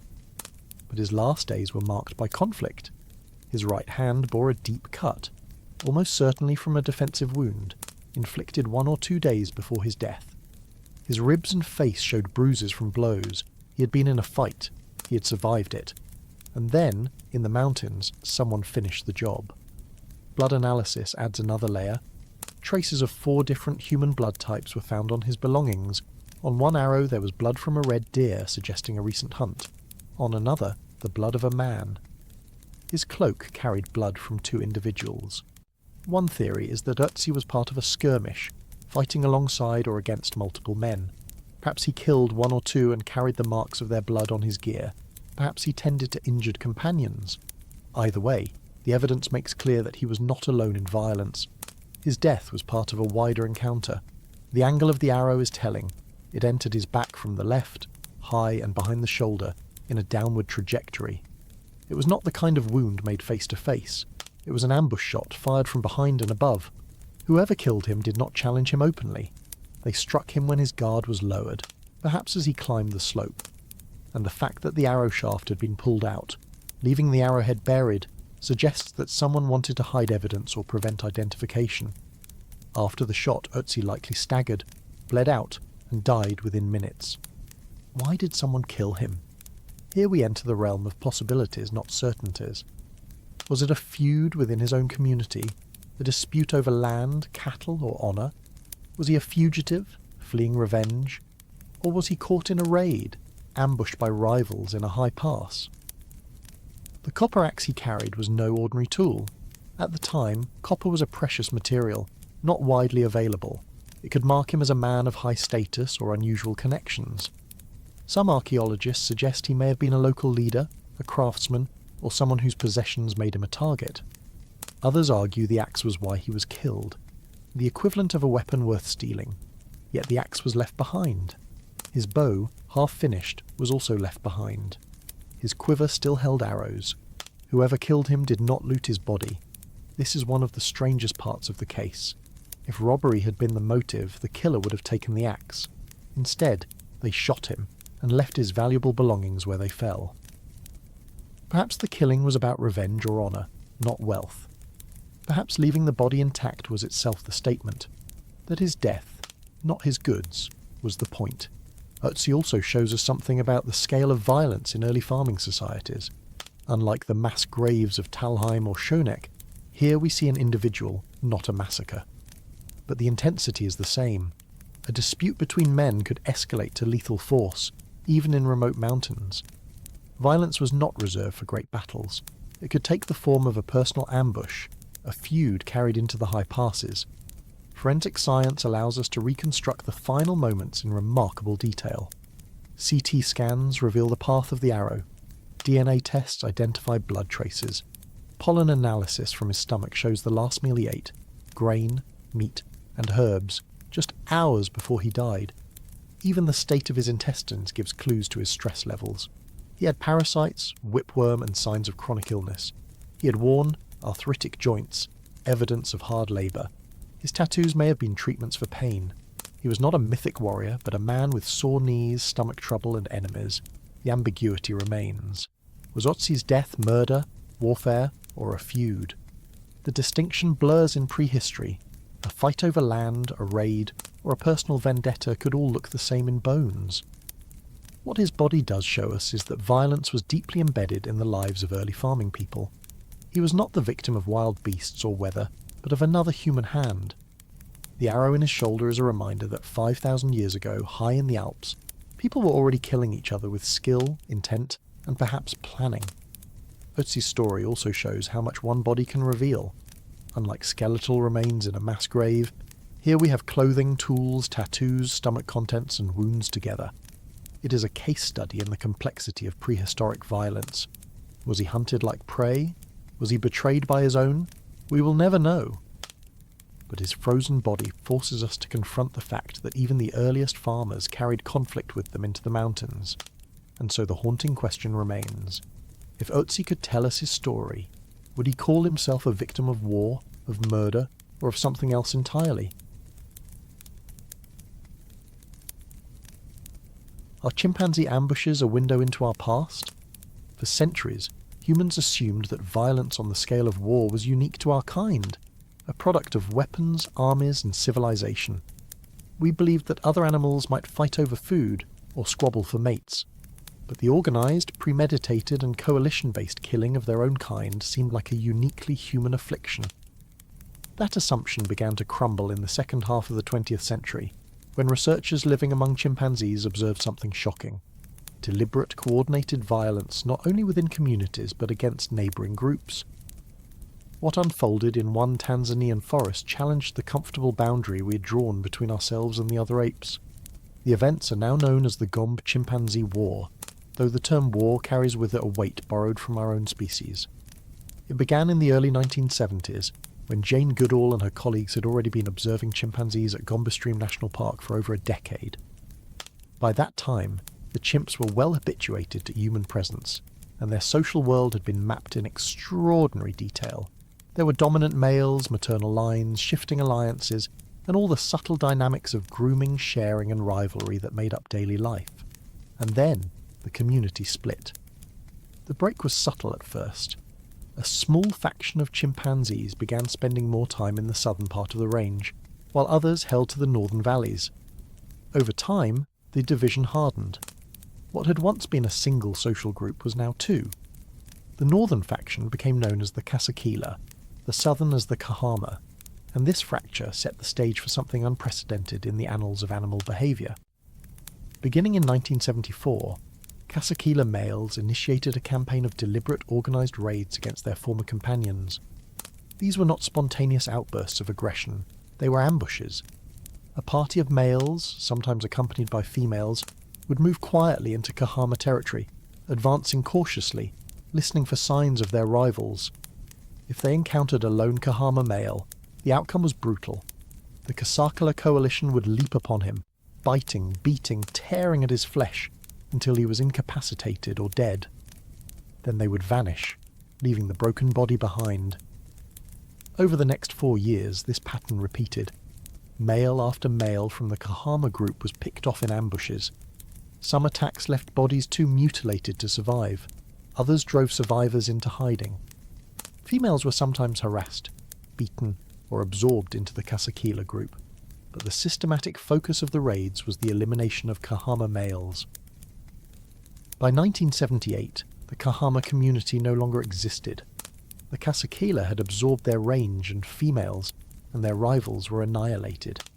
The scale of the violence astonished observers. These were not isolated fights. They were strategic campaigns. The Kasakila males coordinated their movements, waited for opportunities, and attacked only when the odds were overwhelmingly in their favour. No Kasakila male was killed in the process, though a few bore scars. The Kahama, however, were erased as a social unit. For those who had long believed that war was a uniquely human invention, the Gombe War was a revelation. Skeptics at the time raised doubts. Perhaps the provisioning of chimps with bananas had distorted their natural behaviour, encouraging aggression. Perhaps the unusual concentration of chimps in the park had intensified conflict. But over the decades that followed, similar patterns were documented in other chimpanzee populations, free of provisioning, in forests and savannas across Africa. Lethal raiding was not an aberration. It was part of the chimpanzee repertoire. What drives these raids? The simplest explanation is territory.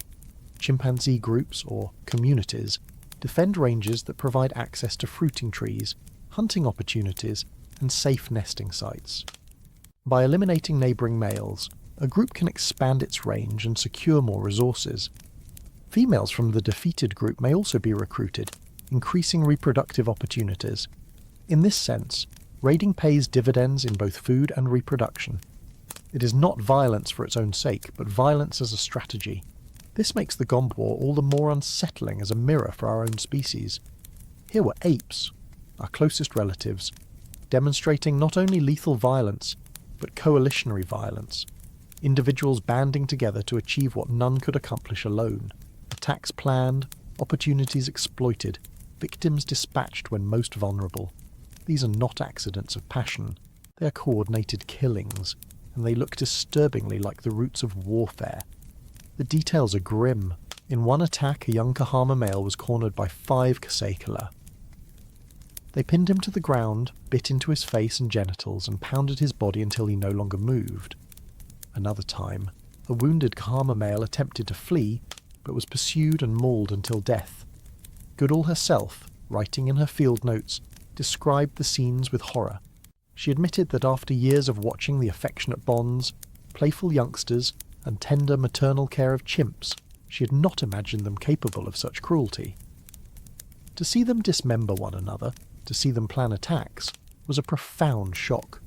Evolutionary biologists seized on the observations. If chimpanzees, without metal weapons or permanent settlements, engaged in lethal raiding, perhaps the roots of human warfare extended far deeper than agricultural states.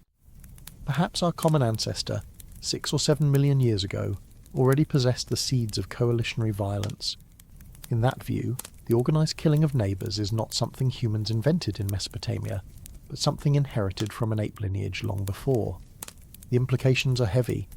It suggests that violence between groups may be an ancient adaptive strategy, rewarded by access to resources and reproductive success. In fact, demographic studies show that male chimpanzees in groups that conduct successful raids gain more territory, more females, and higher reproductive output. Violence, in other words, pays, but we must be cautious. Chimps are not humans, and humans are not chimps. The presence of lethal raiding in chimpanzees does not prove that prehistoric humans behaved in exactly the same way. Ecology matters. Chimpanzees live in forest mosaics with patchy fruit resources. Their fission-fusion social structure creates opportunities for males to travel in raiding parties. Humans, by contrast, developed broader cooperative networks, technologies, and cultural mechanisms that change the calculus. What the Gombe War shows is not that humans are destined to kill, but that the capacity for coalitionary violence exists deep in our primate heritage. Other species rarely display anything comparable. Lions fight over prides, wolves over territories, but few mammals coordinate multi-individual raids with the explicit goal of killing neighbours. In that sense, chimpanzees and humans may be unusual outliers, species in which social bonds can be turned outward in aggression, as well as inward in cooperation. It is a paradox. The same ability to form coalitions which allows for collective hunting, mutual defence and rich social lives can also enable collective violence. As disturbing as the Gombe observations were, they opened new lines of inquiry. Could lethal raiding explain patterns in the archaeological record? Isolated projectile wounds, clusters of trauma, sites like Jebel Sahaba or Nataruk? Could the roots of group violence be traced not to farming or states, but to something much older, embedded in the primate way of life? We cannot answer definitively, but the chimps have shown us that organised killing is not a cultural invention alone. It can emerge from biology, ecology, and social dynamics. Goodall herself, reflecting on the war, wrote of her own sense of betrayal. She had hoped that chimps would serve as a gentler mirror of ourselves, a reminder that our closest relatives were playful, nurturing, and peaceful. Instead, she found them capable of horror. And yet she also noted the complexity. The same chimps who raided and killed were the ones who tenderly cared for infants, shared food, and groomed companions. Violence was part of them, but not all of them. Perhaps that is the deepest lesson of the Gombe War. Violence and care are not separate categories, belonging to different species. They are intertwined, even in the same individuals. A chimpanzee who grooms his brother one day may join in his killing another. The capacity for both tenderness and brutality lies side by side, and so it is with us. The haunting question remains: if our closest cousins ambush their neighbours for land and mates, then how much of our own history is a continuation of that same dark inheritance? And if coalitionary violence is as ancient as the apes, can it ever be escaped, or only managed?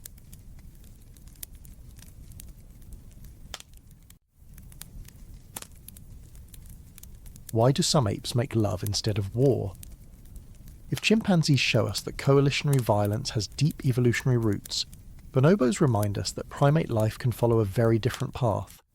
Living just south of the Congo River in Central Africa, bonobos share more than 98% of their DNA with us, just as chimpanzees do. They look similar at first glance, slender and long-limbed, with black hair and expressive eyes. But their societies tell a radically different story about what it means to be an intelligent ape. The most striking fact about bonobos is not their anatomy, but their social order. Whereas chimpanzees are male-dominated, with coalitions of males competing violently for dominance, bonobos are female-centred. Adult females build strong bonds with one another, often reinforced through grooming and most famously through sexual contact. These bonds allow them to collectively dominate males, preventing any single male from ruling by force. A young male's position in the hierarchy depends far more on the status of his mother than on his fighting ability. A high-ranking mother often means a respected son, regardless of his own size or aggression. This flips the chimpanzee world on its head. Bonobos resolve tension in ways that seem almost unthinkable when compared to chimpanzees. Where a chimpanzee might charge, scream, and strike, a bonobo is more likely to engage in sexual behaviour. Encounters between groups that might devolve into battle among chimps often become sexual mingling among bonobos. Females greet one another with genital rubbing. Males engage in face-to-face interactions rarely seen in other primates, and individuals of all ages and sexes use sexual contact to defuse tension, create alliances, and smooth over disputes. To human eyes, it looks startlingly promiscuous, but in evolutionary terms it functions as a social tool. The contrast in violence rates is dramatic. Observational studies have found no confirmed cases of lethal raiding among wild bonobos. Infanticide, common in both chimpanzees and gorillas, is almost entirely absent. While fights do break out, they are typically mild, brief, and resolved quickly without escalation. Compared to chimpanzee societies where as many as 2% of adult deaths are the result of lethal violence, bonobos live in communities where murder appears vanishingly rare. Why this divergence between two species so closely related? Geography is part of the answer. The Congo River forms a natural barrier separating bonobos to the south from chimpanzees to the north. Bonobos inhabit a region where food resources, particularly terrestrial herbs and fruit, are more evenly distributed. This reduces the competition that drives chimpanzee males to fight over access to high-value patches. In the more resource-rich southern forests, bonobos can afford to spend more time together in large, peaceful groups. Ecology shapes society. Another factor is female solidarity. In chimpanzee societies, females are often isolated, ranging alone with their offspring, making it difficult to resist male aggression. In bonobos, females travel together more often, forming coalitions strong enough to check male dominance. A belligerent male who harasses a female may find himself quickly disciplined by several others. This collective enforcement limits bullying and prevents any one male from terrorizing the group. In this way, bonobos show how alliances, not brute force, can structure hierarchy. Yet bonobo life is not a utopia. They are not free from aggression or competition. Males do fight, sometimes violently, over mating opportunities. Females may clash over food or status. But the scale and outcome of these conflicts differ sharply from chimpanzees. Escalation rarely reaches deadly extremes, and reconciliation is swift. Researchers often remark that bonobos are noisy but not deadly, their quarrels punctuated by shrieks and posturing but seldom by bloodshed. For scientists trying to understand human evolution, bonobos present both a puzzle and a hope. If chimpanzees illustrate the dark inheritance of coalitionary violence, bonobos demonstrate that another primate path is possible. Both species are equally close relatives to us, so neither can be dismissed as an outlier. The divergence between them suggests that even within the great ape lineage, social behaviour is flexible, contingent on environment and history. Violence may be deeply rooted, but it is not inevitable. The bonobo example has inspired debates far beyond primatology. Some argue that bonobos show how human societies too might reduce violence through systems that empower cooperation and female alliances. Others caution against romanticizing them, noting that bonobo societies are still hierarchical, competitive, and shaped by ecological conditions that do not mirror our own. What remains undeniable is that bonobos broaden our view of primate possibilities. Their reproductive strategies are also unusual. By using sexual contact so freely, bonobos blur the usual lines of competition. In chimpanzees, dominance often secures exclusive access to females in estrus. In bonobos, sexual availability is far more widespread and less tied to dominance. This diffuses tension, reduces incentive for violent competition, and strengthens group cohesion. Evolutionary biologists sometimes describe bonobo sex as social glue, binding individuals into networks where violence is less rewarding. To watch bonobos is to glimpse a world where social stress leads not to killing but to intimacy. It is a reminder that aggression is not the only ancient tool for resolving disputes. Our lineage carries both potentials, the chimpanzee's raiding party and the bonobo's reconciliation. Which tendencies become dominant depends on conditions, pressures, and choices. Still, bonobos remain fragile. They are endangered, threatened by habitat loss, poaching, and human encroachment. Ironically, the species that seems to embody a gentler primate possibility may be extinguished by ours. Their rarity makes every observation precious, every glimpse of their peaceful interactions a fleeting lesson. If they disappear, we lose not just a species but a living counterpoint to the argument that violence is inevitable. So the haunting question is not just what bonobos tell us about ourselves, but whether we can learn from them before they vanish. They show us that even among apes, even within the same evolutionary family, different paths exist. We are not trapped by biology alone. The roots of war may be deep, but so are the roots of peace, which we nurture is still, in part, a choice.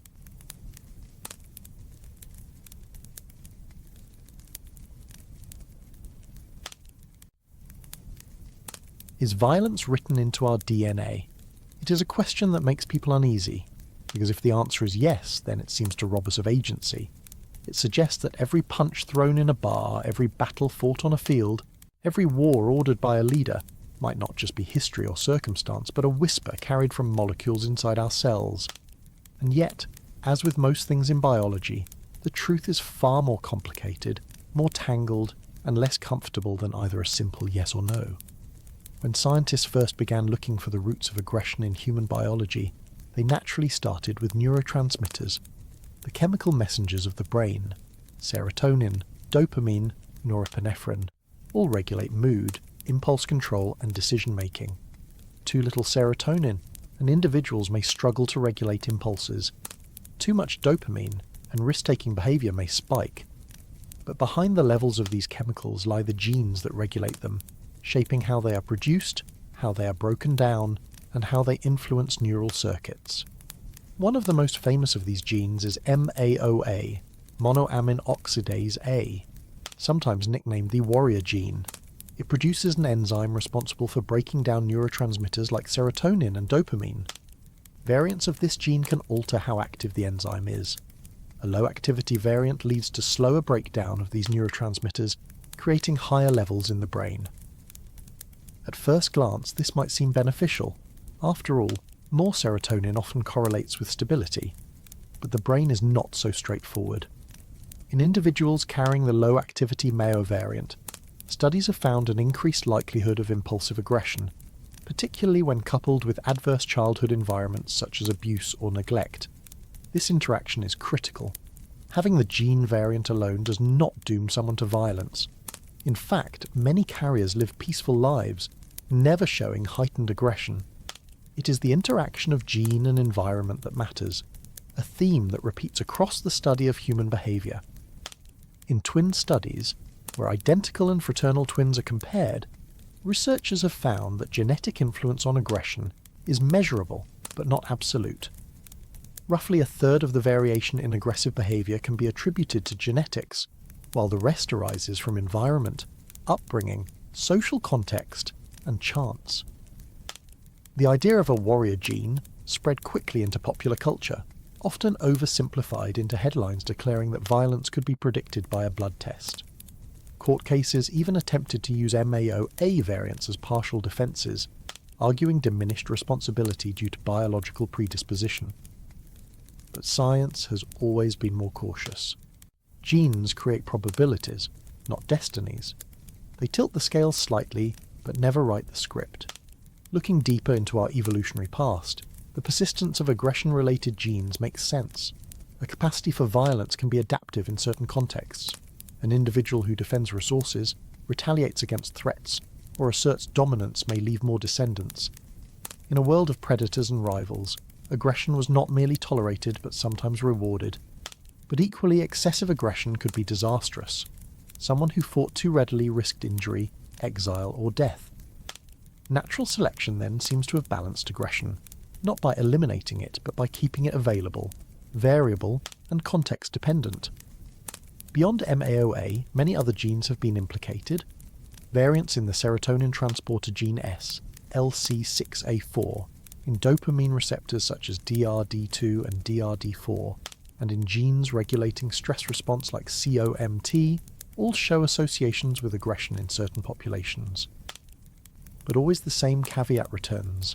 Associations are statistical, not deterministic.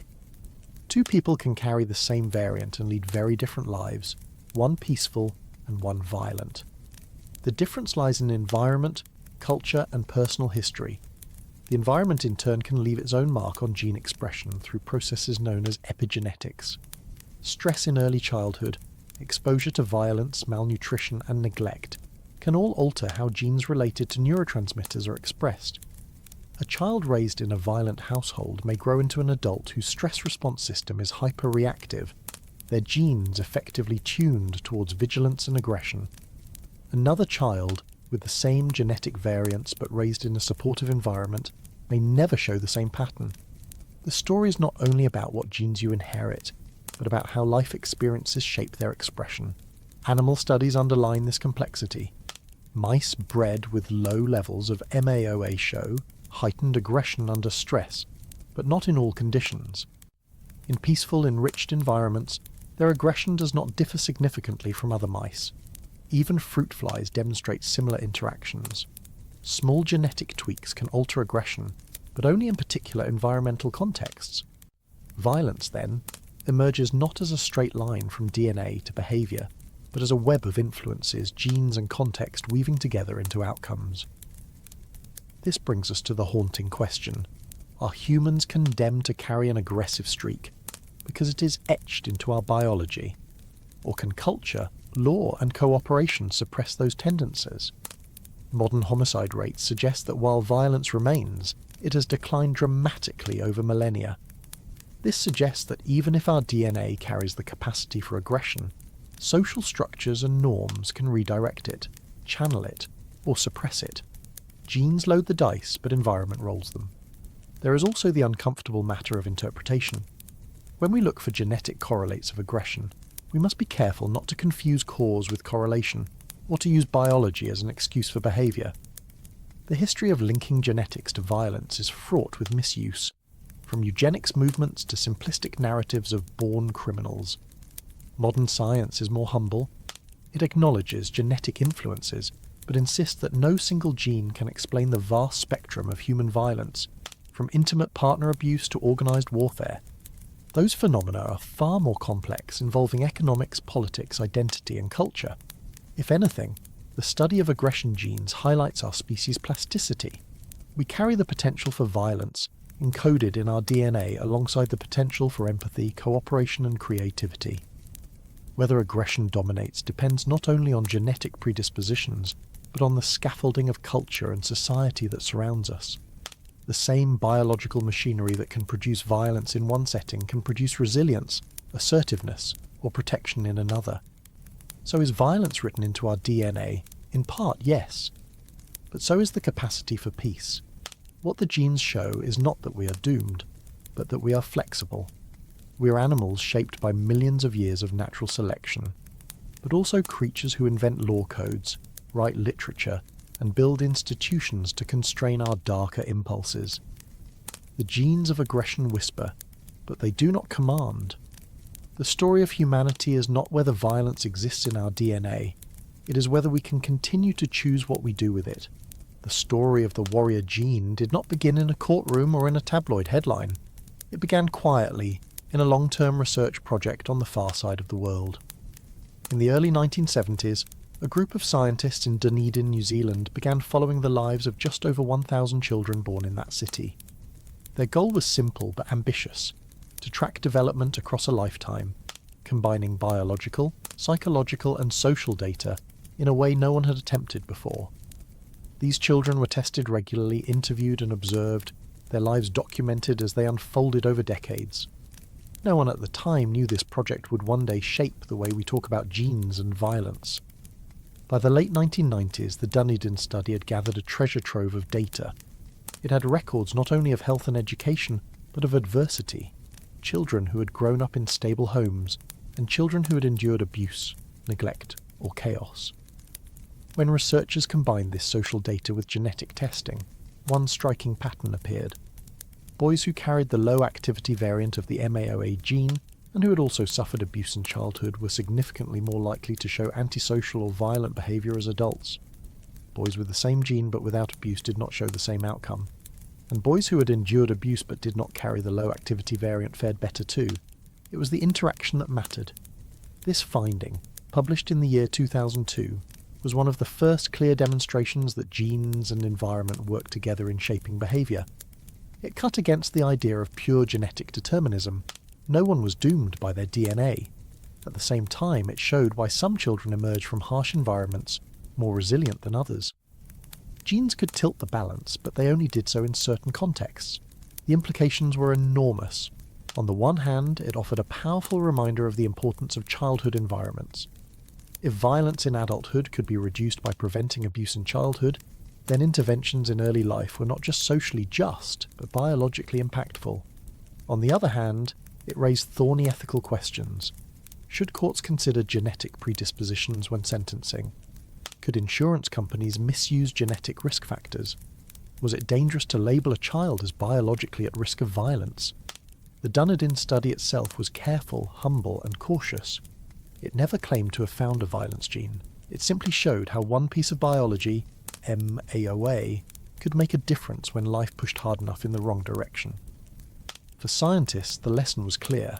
To understand aggression, you had to look at both strands of the braid, genes and environment twisted together. For the rest of us, perhaps the lesson was even simpler. No one is born violent, but no one is born immune either. Why do males kill the young of their rivals? It is a question that seems too dark to belong in the natural world, a question we would rather leave in the shadows. And yet, when scientists step back and watch, across lions in the savannah, gorillas in the forests, dolphins in the oceans, and sometimes even humans in their own communities, the pattern is too consistent to ignore. Infanticide is not an aberration. It is a recurring strategy, one that echoes in the evolutionary history of many social species. And if we want to understand how violence has shaped us, we cannot look away from this most difficult of truths. In the wide grasslands of Africa, lions live in prides ruled by one or a few dominant males. Their tenure is never secure. Younger coalitions of males, stronger or simply more numerous, will eventually challenge them. When these new males take over a pride, they do something shocking. They kill the cubs sired by the previous males. The logic, if we can call it that, is brutally simple. Female lions will not come into estrus while they are nursing cubs. By eliminating the existing young, the new males reset the reproductive clock.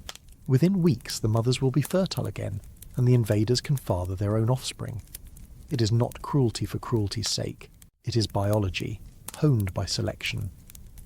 The genes of those who hesitated were left behind. The genes of those who killed spread forward. Something uncannily similar happens among gorillas. A silverback male who controls a harem of females holds a privileged position, but when he dies or is deposed, the new dominant male often kills the infants. The reasoning follows the same line. By ensuring that only his progeny are raised, the new male cements his legacy. Sometimes the mothers try to resist, but a lone female is no match for a powerful silverback. Observers have even seen females carrying the bodies of slain infants for days, a behaviour that speaks to grief but does nothing to alter the logic of selection.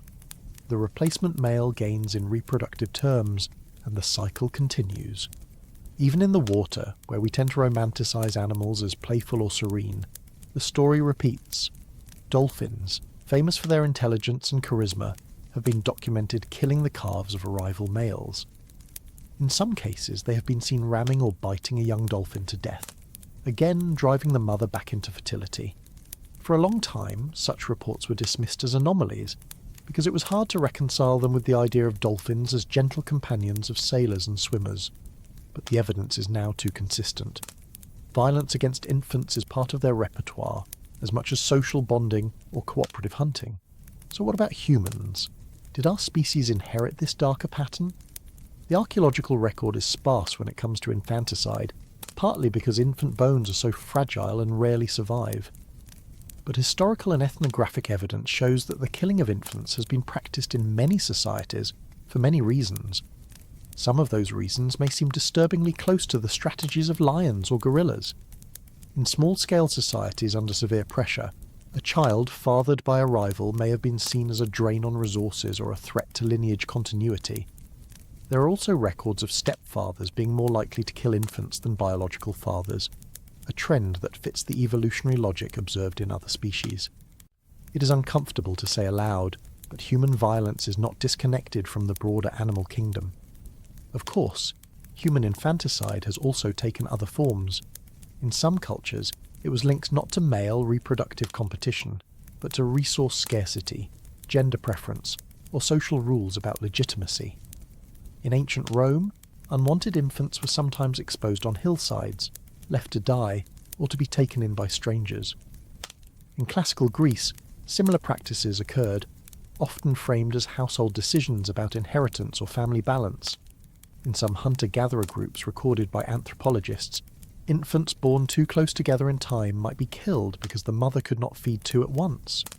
These practices do not map neatly onto lion prides or dolphin pods, but they remind us that humans too have turned on their own young. So why does infanticide emerge again and again? Evolutionary biologists argue that it is a grimly effective strategy under certain conditions. If the survival of one's genes is the ultimate currency, then eliminating rivals' offspring is a way of tipping the balance. For social animals where males compete for access to females, and where offspring require extended parental care, the temptation to shortcut the system by killing is strong. Those who carried the inclination passed it on. Those who refrained left fewer descendants. But biology is not destiny.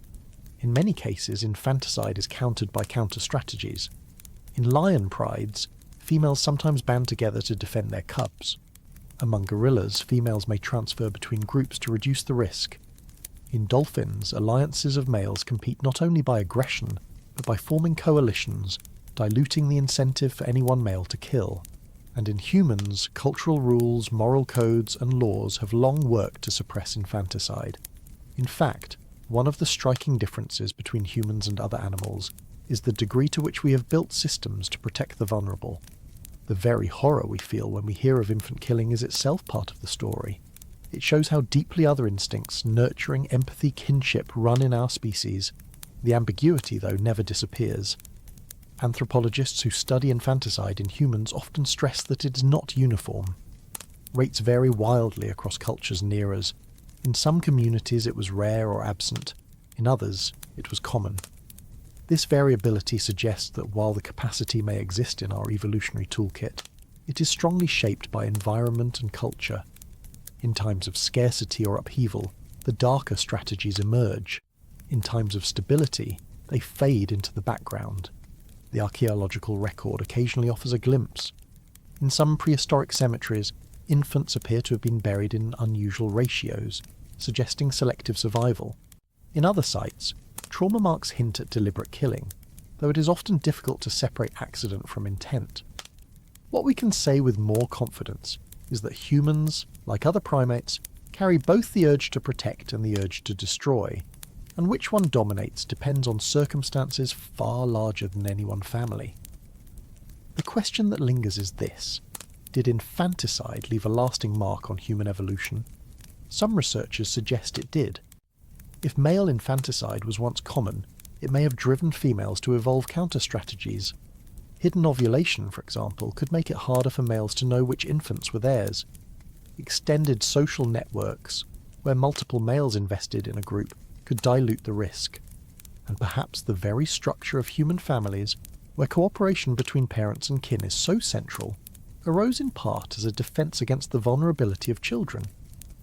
In this sense, the shadow of infanticide may be written into the very fabric of our social lives, not just our nightmares. The broader lesson, as always, is not that violence defines us, but that it is one thread in a tangled braid. To ignore it would be dishonest, but to exaggerate it would be equally misleading. Humans are capable of tenderness and care that far outstrips what we see in lions or dolphins. Yet the echoes remain. When we ask why males kill the young of their rivals, we're really asking how far the logic of reproduction has shaped us, and how much we have managed to rise above it. And that is a question that does not end with lions in the savannah or gorillas in the forest.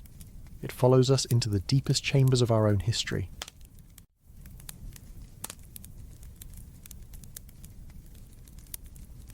Did humans tame themselves? It sounds almost absurd at first hearing. Domestication, after all, is something we usually imagine humans doing to other creatures. Wolves softened into dogs, wild cattle reshaped into docile herds, wild grasses coaxed into wheat. To apply that same idea to ourselves feels like a trick of language. And yet, in recent decades, anthropologists and evolutionary biologists have begun to take the idea seriously. They call it the self-domestication hypothesis, and it suggests that part of what made Homo sapiens unusual was not only our ability to cooperate, but our ability to suppress those among us who could not. The concept rests on a contrast. Look at the difference between a wolf and a dog. Dogs tend to have smaller faces, less pronounced jaws, more playful and juvenile behaviours that persist into adulthood. Wolves are more reactive, prone to aggression when startled or challenged. Domestication shifts the balance. It does not erase aggression entirely, but it reduces the hair trigger response. Many biologists call this reduction in reactive aggression the hallmark of domestication. The self-domestication hypothesis suggests that something similar happened to humans beginning perhaps 200,000 years ago, deep in our evolutionary past. The theory begins with language. Imagine a small band of early humans, not much different from their archaic cousins. Within that group there is one individual who bullies, who lashes out with violence whenever his dominance is questioned. In a purely physical contest, he might maintain his power.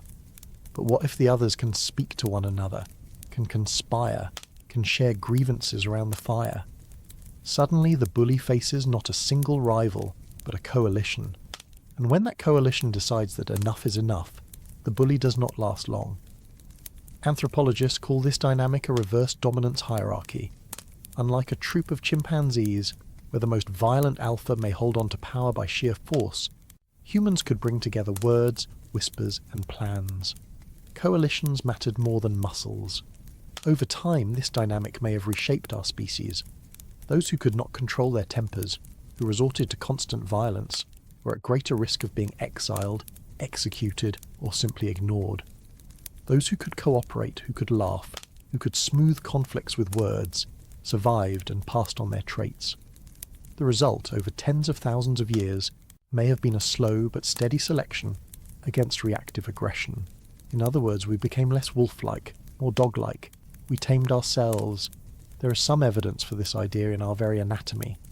Compared with Neanderthals and earlier hominins, modern humans have smaller brow ridges, more delicate facial bones, and overall cranial features that resemble what biologists would call neotenous traits, features that look more like juveniles than adults of related species.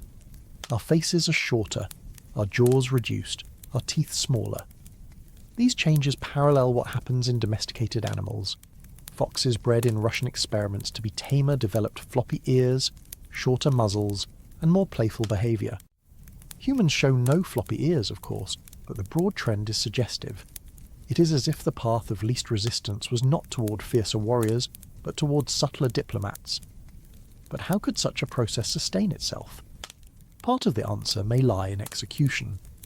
The anthropologist Christopher Boehm, who spent years studying hunter-gatherer groups, documented how bands would quietly coordinate to remove an overbearing member. Sometimes this meant ostracism. Sometimes it meant assassination.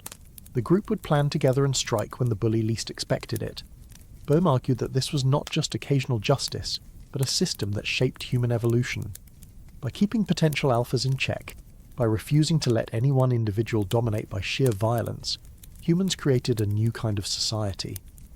The most aggressive males were no longer rewarded. They were eliminated. This, in turn, may have fostered an entirely new suite of traits. With reactive aggression reduced, cooperation became easier. Shared child-rearing, food-sharing, and ritual could flourish without constant fear of violent outbursts. Over generations, individuals with calmer temperaments, more tolerance, and stronger bonds may have prospered. The very things that seem to make us human — extended childhood, complex cooperation, cultural learning — may have been possible only because we first turned the knife inward against those who could not control themselves. Of course, this is a hypothesis, not settled fact. Critics point out that human history is hardly free of violence. If we truly selected against aggression, why do wars and murders persist? The self-domestication theory does not claim that humans became saints. Instead, it suggests that we became less reactive. The distinction is subtle but important. A wolf startled may lash out without thought. A dog startled may pause, wag its tail, or wait for a command. Humans, by analogy, may have learned to suppress the immediate blow in favour of long-term strategies. Violence did not vanish. It became more calculated, more strategic, sometimes more terrifying in its scale. But the hair-trigger reactions diminished. That, at least, is the claim. Genetic evidence offers a few hints. Certain genes linked to neurotransmitters like serotonin and dopamine appear to have shifted in humans compared with Neanderthals. Some researchers have argued that selection for prosocial behaviours left fingerprints in our genomes, though the details remain contested. What seems clearer is that the suite of traits we call domestication syndrome — reduced facial robusticity, extended juvenile traits, playful curiosity — fits us as much as it fits the animals we have bred. Another clue lies in our voices.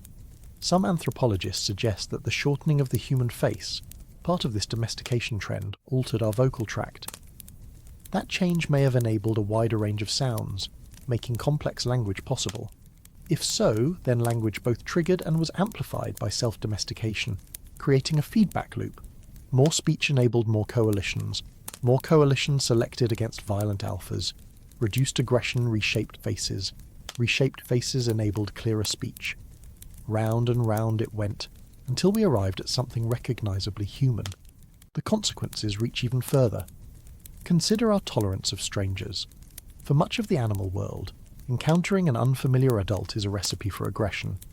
For humans, the reaction is often curiosity or negotiation. This openness to strangers may have been another product of self-domestication. In small groups, it allowed intermarriage, trade, and alliance. At aggregation sites tens of thousands of years ago, when bands met and exchanged goods and genes, the ability to withhold aggression was vital.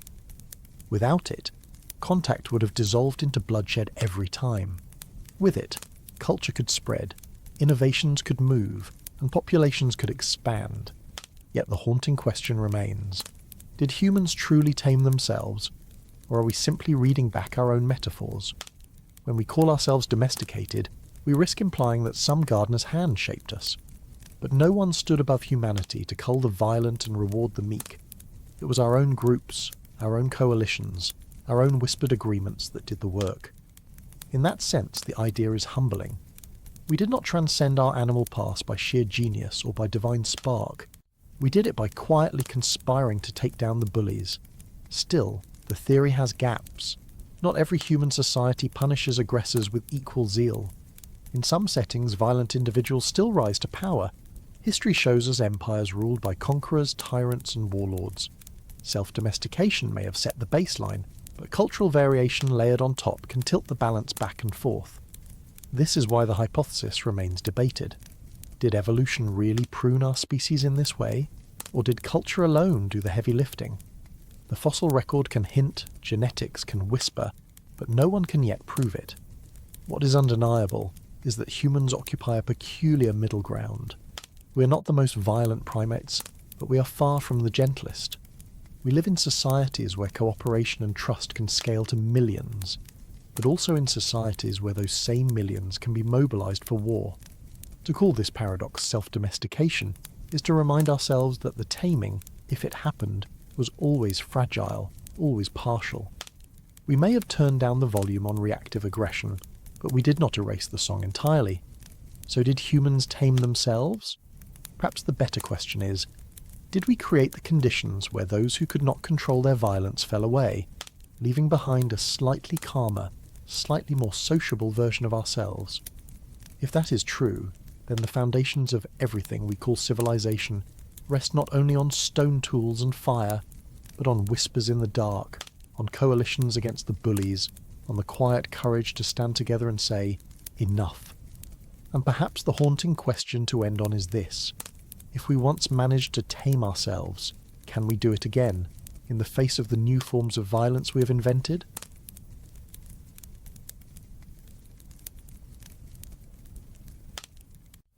Are we beasts by nature or corrupted angels?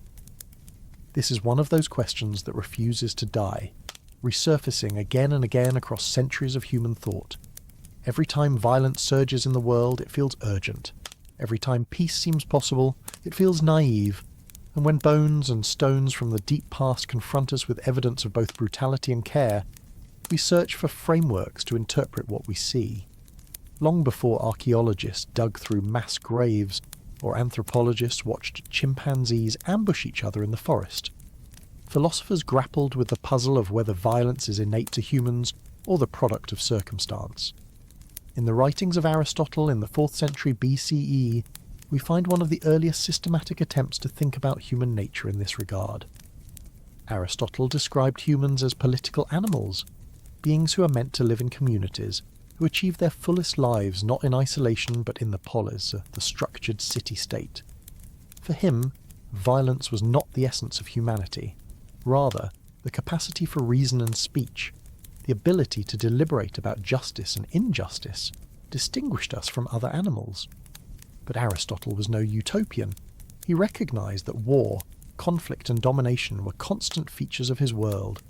His philosophy held both that humans are naturally social and that this very sociability creates rivalries, hierarchies, and struggles over power. In this sense, Aristotle seeded a paradox that we still wrestle with. Our capacity for living together is both our greatest strength and the source of our most bitter fights. Several centuries later, far from Greece, Confucian thinkers in China reflected on similar questions. For Confucius, who lived in the 6th to 5th century BCE, human beings were fundamentally capable of goodness, but this potential needed cultivation.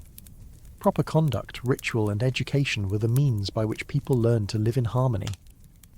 Violence arose not from nature itself, but from the failure to uphold the bonds of respect and duty. His vision was echoed in the Analects, which stress kindness, filial piety, and the responsibility of rulers to govern with virtue. The implication was that when societies descend into cruelty, it is not because humans are doomed to violence, but because leaders fail to nurture the moral character of their people. This line of thought later influenced Chinese legalists and moral philosophers, who debated whether humanity leans naturally toward order or chaos. The Confucian tradition is significant because it offers a counterweight to the more cynical traditions that would dominate European political thought millennia later. For Confucians, we are not beasts, but beings who stumble when not guided by proper structures of culture and family. The darkness in human affairs comes from neglect, not inevitability. When we leap forward to early modern Europe, the tone becomes darker. In the 17th century, the English philosopher Thomas Hobbes, writing in the shadow of civil war, offered one of the most influential and bleakest accounts of human violence. In his book Leviathan, 1651, Hobbes argued that in the state of nature, before the establishment of governments, life was solitary, poor, nasty, brutish, and short. Without an overarching authority to enforce order, humans would exist in a perpetual war of all against all, driven by fear and competition. In this view, violence was the baseline, the natural state of humanity. Peace was an artificial achievement, secured only when people collectively submitted to a sovereign power strong enough to suppress their aggression. For Hobbes, then, humans were indeed beasts by nature, and only the chains of political order could make us safe. Yet not everyone agreed. In the 18th century, the French philosopher Jean-Jacques Rousseau painted a very different picture. For Rousseau, humans in their natural state were not brutes but peaceful wanderers, guided by compassion and the simple need to survive. Violence, he argued, became common only with the advent of private property and social inequality. Civilization itself was the corrupter, teaching people to compare themselves with others, to envy, to dominate, and to hoard. If Hobbes believed we were violent by nature and saved by society, Rousseau believed we were peaceful by nature and corrupted by society. Both men saw violence as central to the human condition, but they placed its roots in opposite places. The debate between Hobbes and Rousseau is not just a historical curiosity. It continues to haunt how we interpret evidence of early violence. When archaeologists uncover skeletons pierced with arrowheads, are we seeing confirmation of Hobbes, that life before the state was indeed a brutal war of all against all? Or are we seeing the exceptional breakdown of Rousseau's natural compassion under specific pressures, like famine or competition for resources? Every bone fragment can be read through either lens, and our interpretations often reflect our philosophical priors more than the silent evidence itself. In between Hobbes's cynicism and Rousseau's romanticism lies a spectrum of thinkers who tried to balance both views.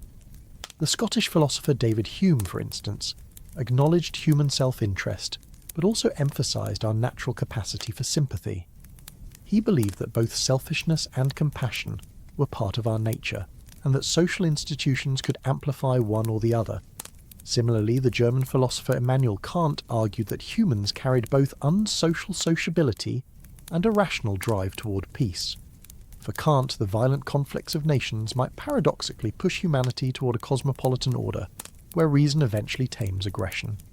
These frameworks, though centuries old, remain remarkably relevant. When we look back at the violence of the Paleolithic or Neolithic, we're really asking whether Hobbes or Rousseau was right. Were our ancestors already engaged in endemic violence, confirming the Hobbesian nightmare? Or were they mostly peaceful until social complexity and inequality corrupted them, proving Rousseau's lament? The bones cannot settle the question, but the fact that philosophers asked it long before those bones were unearthed shows how deeply the puzzle runs. There is also the question of whether violence is primarily an individual failing or a collective one. Aristotle and Confucius put the burden on society. Good leadership, good education, and good structures could harness human potential and restrain cruelty. Hobbes put the burden on authority. Only an overwhelming sovereign could keep our natural violence in check. Rousseau put the burden on civilization itself. Remove inequality, and the corruption of our gentle nature might dissolve. Each of these views offers a different lens for modern readers to interpret both history and the present. What unites them, perhaps, is humility in the face of contradiction. Even Hobbes, for all his bleakness, recognized that humans had the capacity to reason their way into collective agreements. Even Rousseau, for all his optimism, recognized that society could nurture virtue as well as corruption. The oscillation between beast and angel is not easily resolved. It is the unresolved tension itself that makes the question so enduring. And so we find ourselves, centuries later, with archaeological digs, genetic data, and primate studies in hand, still circling the same problem. Were we violent by nature, or did violence creep in through culture? The philosophers of violence remind us that this is not only a scientific puzzle but a moral one. How we answer shapes not just our view of the past but our hopes for the future. If we are beasts by nature, then perhaps only strict control and authority can restrain us. If we are corrupted angels, then perhaps reforming society can restore peace. If we are both, caught in tension, then perhaps vigilance is the only answer. The haunting question remains: when we look at a fractured skull from thousands of years ago, are we looking at inevitability or at a mistake? Do bones show us a fall in violence over time? It is a tempting question because, unlike speculation about motives or philosophies, bones can be counted. A fractured skull does not lie. A rib pierced by a flint point does not disguise what happened. And when archaeologists carefully record the frequency of such injuries across different eras, a surprising picture begins to emerge.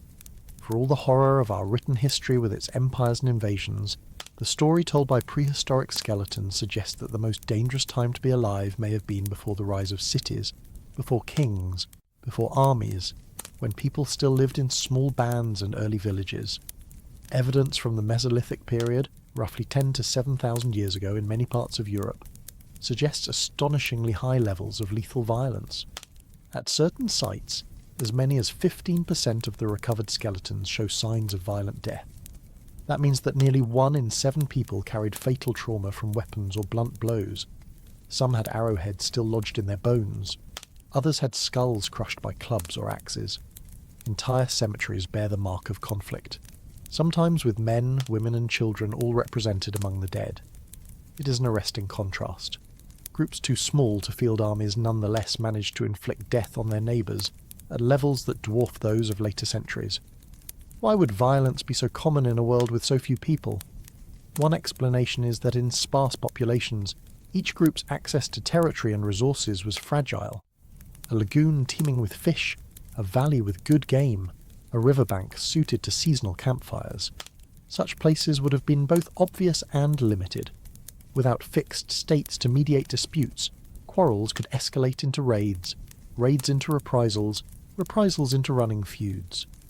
The Mesolithic evidence suggests that violence was not merely accidental but structured, with signs of repeated assaults across generations. Some anthropologists argue that this was the closest humans came to Hobbes's famous war of all against all. Yet as societies shifted toward agriculture, something remarkable happened. By the time large villages and early urban centres emerged in the Neolithic and Bronze Age, the relative proportion of violent deaths seems to decline. To be clear, violence did not vanish. There are still massacres, individual murders, and skeletal trauma. But in many surveyed populations, the percentage of people who died violently fell below the Mesolithic peak. In some areas it dropped to levels closer to 2 or 3%. On a proportional scale, this is a dramatic reduction. How can it be that bigger societies, with more people to fight over more resources, sometimes turned out to be safer than the smaller ones that came before? One answer is that the invention of new forms of authority, chiefdoms, councils, early monarchies, created ways of resolving disputes short of lethal force. Another is that settled farming produced surpluses, which made starvation less constant and reduced the desperate edge that can drive raids. And still another is that permanent villages tied people to specific places, which in turn encouraged negotiated boundaries rather than perpetual roving skirmishes. In this sense, the birth of organised society may have been the first large-scale peace project in human history. Of course, this does not mean that Neolithic and Bronze Age life was peaceful in the modern sense. Archaeologists still uncover mass graves that testify to episodes of extraordinary violence. The difference is one of proportion. In a Mesolithic band of 100 people, 15 deaths from violence in a generation could wipe out kin lines. In a Bronze Age settlement of several thousand, even an equally bloody raid would leave a smaller percentage of the total community dead. Statistics are cold comfort, but they suggest that ordinary life may have been less constantly shadowed by the threat of murder once larger societies formed. There is also the question of visibility. In small foraging groups, the violence was often face-to-face, arrow to bone, club to skull. In later societies, violence could become more abstract, organised through armies, inflicted on strangers, hidden in the destruction of villages recorded only in ashes. This shift complicates the archaeological record. A burned settlement might mean a raid, but without skeletons left behind it does not enter our percentages. So the apparent decline in violence may partly reflect a change in what leaves traces. Still, the contrast between cemeteries filled with pierced bones and later ones with far fewer such injuries is hard to dismiss. One of the clearest windows into this transition comes from the Nile Valley. Cemeteries from around 12 to 13,000 years ago, such as Jebel Sahaba, in what is now Sudan, display a high rate of violent trauma, with dozens of individuals killed by projectile weapons. But a few thousand years later, in the Neolithic cemeteries of Egypt, the proportion of violent deaths falls sharply. The rise of agriculture along the Nile, with its dependable floods and rich fields, may have created conditions in which disputes were channeled through emerging social structures rather than constant raids. Later, with the rise of the pharaohs, violence became the prerogative of armies and rulers, not the everyday fate of villagers. Across Europe, similar patterns appear. Early Neolithic cemeteries sometimes contain evidence of massacres, but overall the rates of violent death decline compared to the Mesolithic. Sites in Central Europe, for instance, show a marked drop in skeletal trauma once farming villages were established. It seems that life in a village with wooden walls and collective fields, however monotonous, offered more security than life as a small band moving from one risky camp to another. This shift matters because it challenges some of our intuitions. We often imagine the small-scale societies of the distant past as peaceful Edens, corrupted only when civilization brought hierarchy and armies. But the bones suggest almost the reverse, that violence was proportionally more common in those small-scale societies, and that larger organised communities, for all their new inequities, may have brought relative safety from sudden violent death. This does not mean progress was smooth or universal. There were spikes in violence associated with particular regions or times of upheaval. Climate fluctuations could bring scarcity that reignited conflict. Cultural practices like human sacrifice introduced new forms of institutional violence. And of course, the rise of states brought the capacity for wars on a scale impossible before. But when measured by the percentage of skeletons showing fatal trauma, the deep trend from the Mesolithic through the Bronze Age is one of decline. The implications are unsettling. If we look at the archaeological record alone, it suggests that violence is not a fixed constant but a variable, one that rises or falls with the structure of society. We are not condemned to Hobbes's endless war, nor are we guaranteed Rousseau's gentle peace. We are shaped by circumstance, by scarcity or abundance, by the presence or absence of institutions that can contain our quarrels. And so the bones whisper a paradox.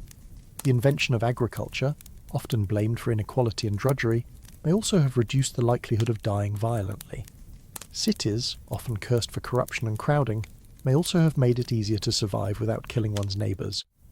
What looks like decline in one dimension may have been progress in another. The haunting question remains, If larger societies reduced everyday violence, why did they also create the conditions for the most devastating wars of all? How can whole male lineages disappear? It sounds like myth, the kind of sweeping story told around fires about vanquished tribes and forgotten kings. Yet this is not legend. It is written in the double helix of the genomes that have been recovered from burials across Europe and Asia. When geneticists pieced together the DNA of ancient populations, they found something astonishing. In many places, the Y chromosome lines of earlier male groups simply vanish in the span of a few centuries, replaced almost entirely by newcomers from the eastern steppe. Entire paternal ancestries were erased so thoroughly that only echoes remain in the genetic tapestry of today. The story begins around 5,000 years ago, when a population we call the Yamnaya moved westward out of the Pontic-Caspian steppe, the vast grasslands north of the Black and Caspian seas. These were herders, mobile and resilient, living with cattle, sheep and horses in a landscape that demanded movement. Archaeology shows that their wagons and domesticated animals gave them an advantage in mobility. When they expanded westward, they encountered the settled farming populations of Europe, who had lived for millennia cultivating fields and building megalithic monuments. Within a few centuries, the genetic record shows a profound transformation. In much of northern and western Europe, as much as 70 to 90% of the Y chromosome lineages trace back to the incoming steppe groups. The autosomal or overall genetic mix reflects blending, with significant continuity from the earlier farmers. But the male line tells a different story. Somewhere in this encounter, the paternal lines of the local farmers were largely extinguished. The question is how? Some scholars suggest warfare, that mobile herders, armed with advanced weapons and capable of rapid movement, overwhelmed the farmers. Others point to disease, particularly the possible role of Yersinia pestis, the bacterium later infamous as the plague. Ancient DNA from skeletons of this period has yielded traces of early plague strains. It is possible that steppe expansions coincided with outbreaks that devastated farming populations, weakening them and allowing newcomers to dominate. In such a scenario, the collapse of male lineages could reflect both mortality from disease and social systems, where surviving women were absorbed into the incoming communities. There is also the darker possibility of systematic violence. Archaeology has uncovered evidence of mass killings in certain late Neolithic sites, with pits containing executed men, women and children. While not every site can be linked directly to the steppe expansions, these episodes remind us that population change was not always peaceful. When male lineages vanish from the record, one plausible cause is the deliberate elimination of arrival males, while women and children were incorporated. This is a pattern observed repeatedly in human history and uncomfortably across the animal kingdom as well. The corded were culture, which emerged in Central and Northern Europe around 4,700 years ago, shows strong genetic ties to the Yamnaya. Within a few generations, corded were communities dominated regions that had once been the domain of Neolithic farmers. Archaeology shows changes in burial practices, pottery styles and settlement structures, all coinciding with the genetic turnover. Similarly, in Western Europe, the later Belgica culture carried significant steppe ancestry, spreading across vast distances and leaving a genetic imprint still detectable today. What makes the story so striking is the speed. We are used to thinking of population change as a slow blending, generations of intermarriage and migration. But the genomic evidence suggests something more abrupt, a demographic storm that swept across continents. Within a few hundred years, an eye blink in archaeological time, the male lines of earlier Europeans were almost entirely replaced. The implications are sobering. It means that what we often imagine as stable farming societies were fragile in the face of mobile herders with different strategies of survival. It also means that cultural innovations like wagons, horses, and possibly pastoral raiding may have carried not just economic advantages, but the power to reshape the very genetic structure of continents. Yet the disappearance of male lineages does not mean total extermination. Autosomal DNA shows that the earlier farmers live on in blended form. The story is not one of simple replacement, but of asymmetry. Women and children absorbed, men erased. This asymmetry itself speaks to the social dynamics of conquest. Power in these encounters was unevenly distributed, and gender was at its core. Why did these storms from the steppe happen when they did? One clue lies in climate. Around this time, the 3rd millennium BCE, parts of the Eurasian steppe experienced episodes of aridification. Mobility, pastoral herding, and flexible subsistence strategies gave steppe groups resilience. Farming communities rooted to specific plots of land may have been less adaptable. A mobile society can move when grass fails. A farmer cannot as easily move a field. This ecological flexibility, paired with new technologies of transport and possibly weapons, created a demographic advantage that cascaded westward. We are left with haunting questions. How much of this transformation was conscious violence? How much was the unintended consequence of microbes travelling with herders and their animals? How much was the outcome of women choosing survival within stronger groups when their own communities collapsed? Archaeology can show us graves, weapons, and DNA sequences, but it cannot tell us the precise moment when a man raised a weapon against a rival, or when a woman decided to join her conquerors rather than perish. The steppe storms are a reminder that history is not always a story of gradual progress or harmonious blending. Sometimes it is the story of rapid upheavals in which whole male lineages disappear, leaving silence where once there were fathers and sons. And yet, paradoxically, these storms are also part of the ancestry of most people in Europe and beyond today. The conquerors did not remain separate. They became ancestors too. In reflecting on this, we see both the fragility and resilience of our species. Lineages can vanish in centuries, yet the genetic record remains braided, carrying forward fragments of many peoples. Violence and disease may erase names, but not all traces. We are the living evidence of storms that remade the world 5,000 years ago. And so, we return to the question with which we began. How can whole male lineages disappear? The answer lies in a combination of violence, disease, ecological change, and social absorption. It is not one factor, but many, converging in a perfect storm. The haunting question is whether this was a unique episode in human history, or simply one of many hidden demographic revolutions still waiting to be uncovered in the DNA of the dead.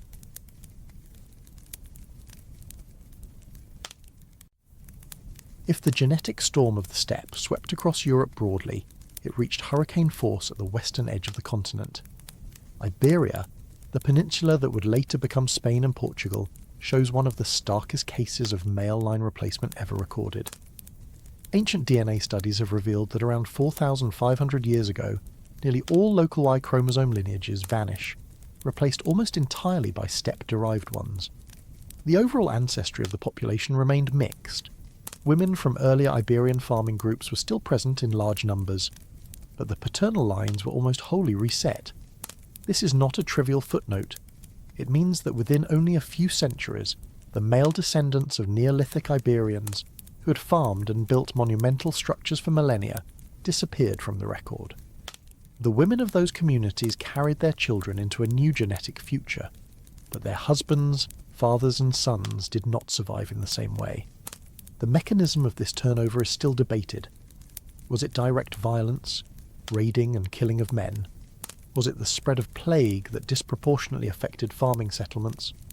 Or was it a social system in which incoming steppe males secured dominance through alliances, marriages and hierarchies that gradually extinguished the older paternal lines? Archaeology cannot give us a single answer, but the starkness of the genetic record leaves little doubt that something extreme occurred. A similar pattern emerges in Britain slightly later, around 4,000 years ago. Here, the arrival of groups associated with the Beaker phenomenon reshaped the population even more dramatically. Within a few hundred years, over 90% of the island's genetic ancestry was replaced by steppe-related lineages. Earlier Neolithic traditions that had built stone circles like Stonehenge and long barrows vanished, replaced by new burial rites and pottery styles. The scale of demographic change is so profound that some scholars describe it as near-total population turnover. Again, the question is how? Did the Beaker groups come in waves that steadily absorbed and outcompeted local groups? Was there violent conflict, or did disease sweep the island first, softening resistance? Perhaps both.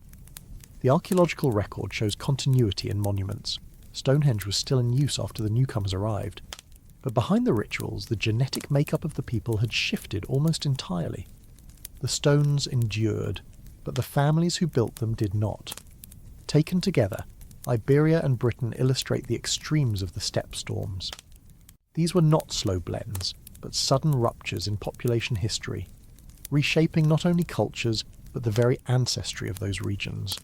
And while we can point to wagons, herding, disease and warfare as contributing factors, the truth is that the lived experience of those centuries remains beyond full recovery. What we do know is that the echoes of those vanished male lineages are gone forever, and in their place stand the ancestors who carried the storm forward. Were civilizations built on conquest, or do we only remember the ones that were? By the first millennium before the Common Era, violence had ceased to be the work of a single spear or a small clan raid. It had become the machinery of states. War was no longer about defending a watering hole or seizing a pasture. It was about building an empire, about inscribing domination onto landscapes with iron and fire, and about reshaping the memory of entire peoples so thoroughly that only ruins and echoes remained. The Assyrians of Mesopotamia are often the first name that comes to mind when scholars speak of war as a state-building force. From the 9th century before the Common Era onward, they mastered the art of terror as a deliberate political tool. Stone reliefs from their palaces do not shy away from cruelty. They show impaled enemies displayed at city gates, prisoners flayed alive, and heads stacked in grotesque piles. This was not random brutality, it was calculated messaging. To resist Assyrian armies was to court obliteration. To submit was to live, though only under the weight of tribute and forced resettlement. The Assyrians pioneered mass deportations, moving entire populations across the empire to break resistance and cede loyalty. Their armies relied on iron weaponry, siege engines, and organised logistics that prefigured the standing armies of later empires. Violence was not an accident of their rise, it was the scaffolding. 1,000 years later, the Romans perfected another form of conquest. Their violence was immense but paired with absorption. Where the Assyrians ruled by fear, Rome ruled by incorporation. Conquered peoples might lose their freedom on the battlefield, but in time they might gain Roman citizenship. Roads and aqueducts stitched territories together, yet they were laid down by legions that first crushed opposition. Roman peace, the famous Pax Romana, was a peace resting on the sword. Julius Caesar's conquest of Gaul in the 1st century before the Common Era is often held up as a case study. Ancient sources describe hundreds of thousands of deaths and the enslavement of many more. Whether the figures are exaggerated or not, the principle is clear. Violence was the entry fee to empire, even for a polity that prided itself on law and order. Move forward again, this time into the 13th century of the Common Era, and the Mongols demonstrate yet another model. Their empire rose from the steppe with unmatched speed, stretching from the shores of China to the heart of Hungary in barely a lifetime. They too used fear deliberately. Cities that resisted were annihilated, their populations slaughtered or enslaved. Those that surrendered without a fight were often spared, absorbed into the Mongol system of tribute and trade. This dual strategy made Genghis Khan and his successors not just conquerors, but architects of the largest contiguous empire in history. Violence cleared the path, but commerce and communication filled it in. The Silk Road flourished under Mongol rule, protected by the same armies that had burned cities to the ground. What all three empires show is that large-scale violence was not an aberration of civilization, but a central mechanism of it. Warfare fed the state, whether through captured resources, enslaved labour, or sheer intimidation. Walls and monuments we still visit today were often built by hands forced into labour after war.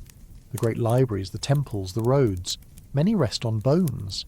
This raises the unsettling possibility that our deepest achievements may be inseparable from organised cruelty. But there is a contrast worth noting. Early human violence, as seen in the graves of hunter-gatherers or the massacres of farming villages, was sporadic, intimate and local. Empires industrialised it. War became bureaucratic.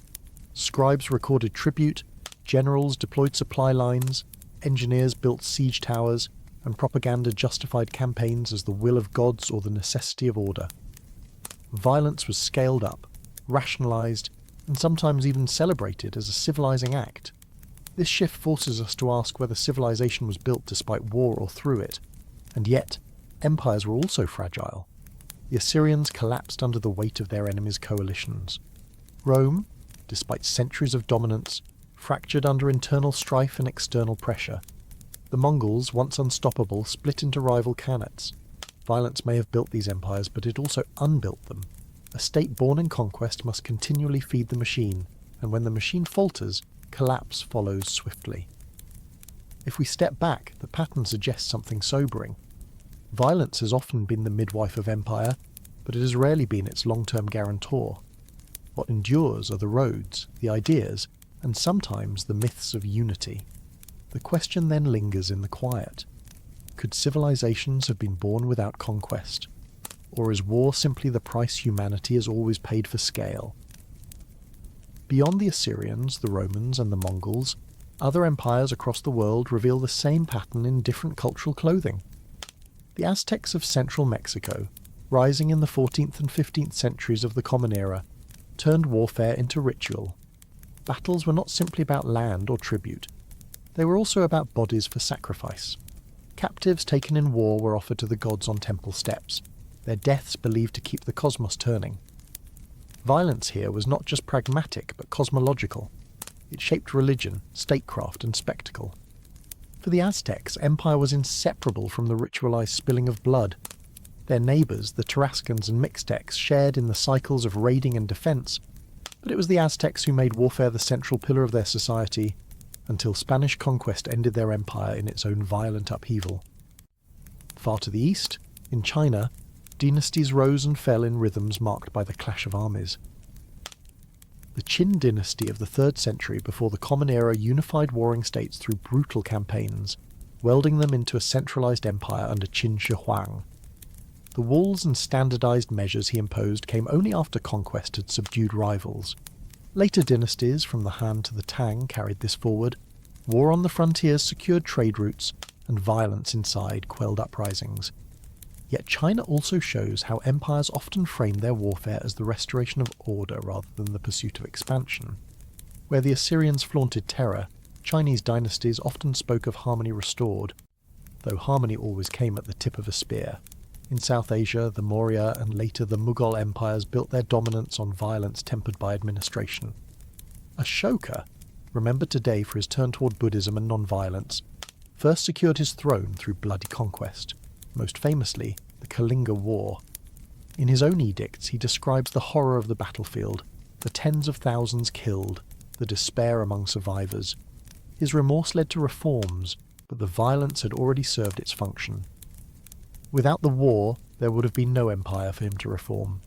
This paradox recurs: states grow by violence, and sometimes only afterward do they claim the mantle of peace. Even in Africa, where written sources are fewer, archaeology and oral traditions point to similar cycles. The Kingdom of Kush, north of modern Sudan, fought wars with both pharaonic Egypt and later Rome. The Ashanti Empire of West Africa relied on armies to extend control over trade routes and rival states. Violence carved borders, but trade and culture filled them in. Taken together, these examples underline a theme. Civilizations did not stumble into war reluctantly. They wielded it as an instrument of scale. Empires justified conquest in different ways: terror, ritual sacrifice, harmony, divine will, but the result was the same. Territories expanded, populations were moved or absorbed, and the architecture of power grew from the ruins of battle. And still, beneath the grandeur of walls, temples, and chronicles lies the unanswered question. If empire has so often been born in conquest, does that mean large-scale cooperation was only possible after large-scale violence? Or are we simply biased by what survives, remembering the states forged in war because their monuments endured, while forgetting smaller, more peaceful societies that left no palaces to visit? Are we really living in history's most peaceful era? It sounds almost absurd when the headlines tell us of wars and shootings every day, when news channels lean on crime and conflict to fill their cycles. And yet, the numbers suggest something deeply counterintuitive. If you had to choose a century in which to be born, purely on the odds of surviving violence, the 21st century might be one of the best choices ever offered to a human being. But to understand why, we need to trace how violence shifted over the past 400 years, and how both scholars and critics have tried to make sense of the decline. The 17th century was, in many ways, an age of catastrophe. Europe convulsed in the 30 Years' War from 1618 to 1648. That conflict killed an estimated 8 million people, a staggering toll for a continent whose population was only around 100 million. At the same time, colonial conquest unfolded across the Americas, Africa and Asia, spreading not only muskets and steel but also disease and forced labour systems. To the individuals caught in this turbulence, the world did not look like it was moving toward peace. It looked like endless fire and loss. And yet, buried in the record books, something was shifting beneath the surface, the slow but steady decline of interpersonal homicide. Across European cities, from Amsterdam to London to Paris, court records reveal that homicide rates in the late Middle Ages were shockingly high by modern standards. In the 13th and 14th centuries, rates of killing in some towns were 20 to 40 per 100,000 people per year. By the 17th century, those numbers had already begun to drop, and by the 18th and 19th centuries, the decline was unmistakable. Homicides fell to single digits per 100,000, and eventually to fewer than one in many Western countries. That change was not the result of people suddenly becoming more virtuous. It was the result of something colder and more structural: the rise of centralized states, legal systems, and what sociologists call the monopoly on violence. The German sociologist Max Weber described the state as the entity that claims a monopoly on the legitimate use of force within its borders. In other words, if you want to hit your neighbour with a stick in the street, the state insists you cannot. Only the state's police or military can wield violence legally, and even then, under controlled circumstances. This was not a moral revolution so much as a bureaucratic one. As monarchies consolidated power, as parliaments and legal codes expanded, the costs of private feuding rose and the risks of punishment grew. Interpersonal violence was squeezed out, redirected into courts, prisons, and armies. This is the core of Steven Pinker's famous argument in The Better Angels of Our Nature, published in 2011. He claimed that human violence has declined dramatically over centuries, and that we now live in the most peaceful era of our species. He points to homicide data, to the outlawing of practices like torture and slavery, to the spread of human rights, and to the absence of direct wars between great powers since the end of the Second World War. By his account, our instincts for violence remain, but institutions, norms, and global connections have curbed them. The data does show striking patterns.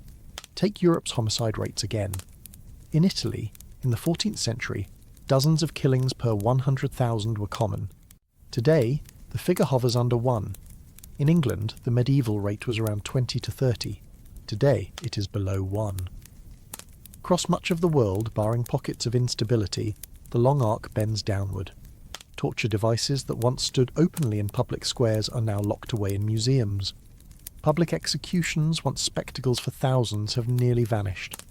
Practices like duelling, legal in much of Europe until the 19th century, disappeared as the state tightened its grip. In this sense, Pinker is right. The everyday brutality of past centuries was far greater than many people realise. But critics urge caution. The decline of homicide in Europe is clear, they argue, but Pinker risks overextending that data to all of humanity. In colonial contexts, for example, the story looks very different. Indigenous populations of the Americas suffered catastrophic losses after European arrival, not only from disease but also from violence, enslavement, and dispossession.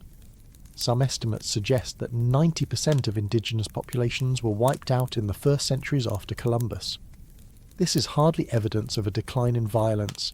It is one of the greatest demographic disasters in human history. Critics argue that any account of declining violence must grapple with the fact that one region's pacification may coincide with another's devastation. There are also questions about the 20th century.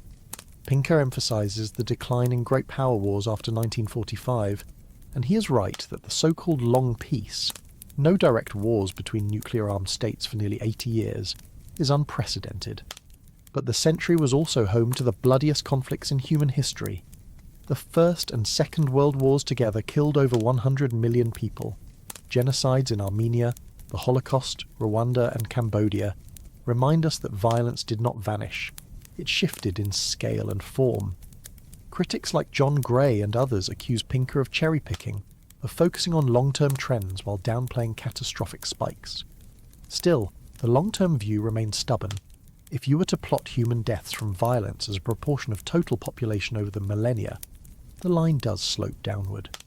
Prehistoric cemeteries like Jebel Sahaba or Nataruk suggest that 10 to 20% of individuals in some groups died violently. In the 17th century, wars like the 30 Years' War consumed 5 to 10% of entire populations. By contrast, the Second World War, horrific as it was, killed about 4% of the world's people. And the wars of the 21st century, though tragic, have not yet approached those percentages. The scale of absolute death remains immense, but the proportion compared to total human population is smaller than in the past. Another piece of the puzzle is the rise of international organisations and peacekeeping.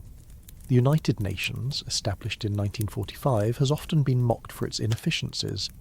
Yet peacekeeping missions have reduced the recurrence of conflict in many regions. Agreements against chemical weapons, landmines and nuclear proliferation, however imperfectly enforced, reflect a growing norm that not all means of violence are acceptable. International tribunals, from Nuremberg to The Hague, mark a new era where even heads of state can, at least in theory, be held accountable.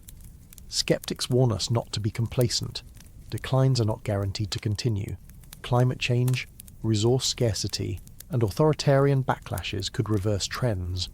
The risk of nuclear war has not disappeared, it has simply been held at bay by fragile deterrents. And modern technologies, from drones to cyber warfare, open new avenues for conflict we are only beginning to understand. So where does this leave us? If we compare our present to the bloody past of mass graves and feuding clans, yes, we are living in one of the most peaceful eras in human history. But if we compare ourselves to the peace we imagine possible, we are still far from it. Violence has not been eliminated, it has been transformed, managed, hidden behind state authority, or outsourced to distant battlefields. The long decline may be real, but it is fragile, contingent, and uneven. And perhaps the haunting question is this: if peace today rests on structures like states, treaties, and global institutions, what happens if those structures falter? Will the trend continue downward, or will we discover that the veneer of peace was thinner than we hoped? If we shift our lens from grand statistics to the messiness of recent decades, the picture of declining violence grows even more complicated. The end of the Cold War in the 1990s was hailed as a triumph of diplomacy and deterrence, and the data does suggest that major interstate wars became rarer. But this so-called peace dividend was not evenly distributed. Instead of continent-wide wars between empires, conflicts erupted within states, civil wars in the Balkans, Rwanda, Sierra Leone, and beyond. These wars often drew in outside powers, peacekeeping missions or humanitarian interventions, but they rarely resembled the clear victories and treaties of earlier centuries. Consider Bosnia in the 1990s. In the heart of Europe, cities like Sarajevo endured sieges, artillery bombardments, and massacres. The Srebrenica genocide, in which more than 8,000 men and boys were executed, remains one of the darkest moments on the continent since the Second World War. Here, the presence of international peacekeepers did not prevent catastrophe, and the lesson was sobering. Peacekeeping only works when the mandate is strong and the political will exists to enforce it. Contrast this with Sierra Leone, where a brutal civil war raged through the 1990s, infamous for the use of child soldiers and the mutilation of civilians. When United Nations forces finally intervened robustly in the early 2000s, alongside British military assistance, the conflict was eventually stabilised, and disarmament programs succeeded in reducing violence. The difference between failure and success, again, lay not in human nature but in institutions, resources and choices. Then there is Rwanda, where in 1994 nearly 1 million people were killed in the span of about 100 days. The genocide showed that while long-term homicide rates might be falling globally, the potential for rapid, organised and devastating violence still lurks within human societies. It was not an ancient tribal impulse that drove the killings, but political manipulation, propaganda, and the deliberate mobilisation of neighbours against neighbours. The global community's slow response remains a painful reminder. that decline in overall rates does not mean the end of atrocities. And yet, when historians and political scientists zoom out, the frequency and intensity of wars per capita are still trending downward. The world after 1945 has not seen a direct clash between superpowers. Many conflicts today, from Syria to Yemen, are devastating locally, but do not draw entire continents into the fire as the world wars once did. Even when wars break out, they are often followed by negotiations, international monitoring, and reconstruction efforts that would have been unthinkable centuries earlier. All of this forces us into a kind of uneasy humility. Violence has not vanished, and it never will. But the conditions under which it flourishes or recedes are clearer than ever. Strong institutions, cultural norms against cruelty, and international cooperation. The decline of violence, if real, is not the story of angels overtaking demons in the human heart. It is the story of fragile systems that hold back the darker possibilities of our species. The haunting question is whether those systems can endure the storms of the future, or whether they will one day fracture and remind us of how thin the walls between peace and violence have always been. By now, after wandering through caves and bones, through grave pits and spear tips, through the skull fractures of long-forgotten cousins and the ruins left behind by empires, we arrive at a question that has always lingered in the background. Can we ever escape the division between us and them? It is a deceptively simple question. For millions of years, our ancestors survived by paying close attention to who was safe and who was not. At first, the danger came from the shadows, from leopards and saber-toothed cats. Later, as we learned to hold stones and fire, the danger shifted to each other. To be human has always meant to be social, but it has also meant drawing lines. Kin and stranger, ally and enemy, us and them. And yet, looking back over the span from 6 million years ago to this moment, there is something remarkable. That line has never been fixed.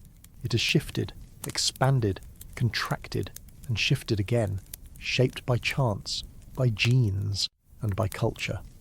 What counted as us 50,000 years ago was a handful of foragers tied by blood. What counted as us 5,000 years ago could stretch to a city, a kingdom, perhaps an empire. Today, in theory at least, our us can stretch to a species spread across every continent. But the question remains open, as it always has. How far can that circle expand before the old instincts pull us back into division? The archaeologist Pat Shipman once pointed out that even the first pieces of jewellery may have carried this message. When hunters from one valley met others, they needed ways to say quickly, "I belong to this group, not yours." Those shells and beads were not just pretty, they were flags, worn on the body. That was 40,000 years ago, but the habit never left us. From painted faces to uniforms, from wedding rings to passports, humans still mark themselves with signs of belonging. The tragedy is that with every marker of belonging there comes the shadow of exclusion. To say, "I am one of us," is to imply there are others who are not. And yet it is precisely that double edge which makes us so difficult to classify as inherently violent or inherently peaceful. The same instinct that makes us nurture our own also tempts us to harm those we see as outside. The same language that allows us to share myths and lore can be used to dehumanize and rally hatred. Every scientific study of violence has returned to this paradox. There is no single human essence, no gene or skull shape that dooms us to bloodshed. But neither is there a utopian switch that frees us of it forever. The bones whisper the same story. At Jebel Sahaba in Sudan, at Nataruk in Kenya, at Talheim in Germany, we find evidence of groups destroyed in sudden moments of brutality. Yet in those same centuries and millennia, countless other communities must have lived without leaving such scars. The mass graves are easy to excavate. The peaceful stretches vanish into silence. The archaeological record is biased toward the violent because trauma leaves marks that bones can hold. Quiet coexistence, marriages between groups, long trade routes of obsidian or shells, these pass without leaving skeletons pierced by stone tips. We must be careful, then, not to confuse what survives in Earth with the whole of what was. And so, if we are honest, we cannot say with certainty that our ancestors lived in constant warfare. The evidence for violence is undeniable, but the evidence for cooperation is just as real. Shared technologies, care for the injured, and the astonishing persistence of humans in all kinds of environments. Even in the darkest sites, like Mulagirsi with its cut-marked Neanderthal bones, there remains ambiguity. Was it cruelty or starvation? Was it ritual or desperation? Our task is not to give simple answers, but to admit the complexity, to hold the contradictions in our hands like the heavy stone tools those ancestors once made. When we step back even further, comparing ourselves with chimpanzees and bonobos, we see reflections of both possibilities. Chimps wage coordinated raids, ambushing rivals with an unsettling familiarity. Bonobos, on the other hand, have found different solutions, using alliances and intimacy to diffuse tension. The genetic distance between us and them is tiny, yet the behavioural divergence is immense. If anything, their existence tells us that nothing about human violence is inevitable. Evolution provides tendencies, but culture steers them into paths. The philosophers of the past wrestled with the same paradox. Hobbes, looking at the English Civil War, saw humans as nasty and brutish, without the strong arm of the state. Rousseau, looking at tales of distant peoples, imagined a purer innocence ruined by civilization. Aristotle called us political animals, unable to live without the polis. Confucian thought, in another tradition, emphasized harmony and the cultivation of virtue. Each view captured a part of the truth, none captured the whole. They did not have bones from Atapuerca or mass graves from the Neolithic, but their intuition was the same. Human nature is not fixed, but oscillates depending on circumstance. That leaves us sitting here in the 21st century, in a strange position. On the one hand, we can count ourselves lucky. The probability of being killed by another human being is lower now than it was for most of our past. Wars still rage, but compared to the burning of whole continents during the World Wars, the scale is smaller. Homicide rates, when tracked across centuries, have steadily declined in many places. On the other hand, the old instincts are never far. Nationalism, ethnic rivalry, dehumanization of enemies, all remain tools waiting to be picked up again. The line between us and them may shrink, but it has never been erased. So the haunting question returns: can we ever live without that division? Some scientists argue we already see glimpses of it in the expansion of moral circles. Abolition, human rights, humanitarian aid. These are cultural inventions that would make little sense to a small foraging band. They are evidence that our empathy can extend far beyond kin, even across oceans. Others caution that empathy is fragile and easily manipulated. A single slogan or rumour can contract the circle again in days.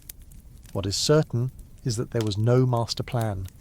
The path from prey animal to apex predator to empire builder was not mapped out in advance. It was shaped by chance climate shifts, by pathogens, by random mutations, and by the fragile survival of small groups. The fact that our species survived at all, while so many others fell away, is already a statistical fluke. We inherit that fragile victory every day without noticing it, and perhaps that is where this story of violence leaves us. Not with a final answer, but with an invitation to awareness. The line between us and them is not an iron law of biology. It is a habit, one carved into us over millennia of fear and survival. Habits can change. The same brain that learned to flake stones learned to write poetry, to share food, to imagine rights. The question is whether we are willing to see that potential, or whether we will keep drawing smaller circles, shutting more people out. So if you find yourself lying awake at night, wondering whether humans are doomed to repeat the same mistakes, you are not alone. Scholars wrestle with the same insomnia.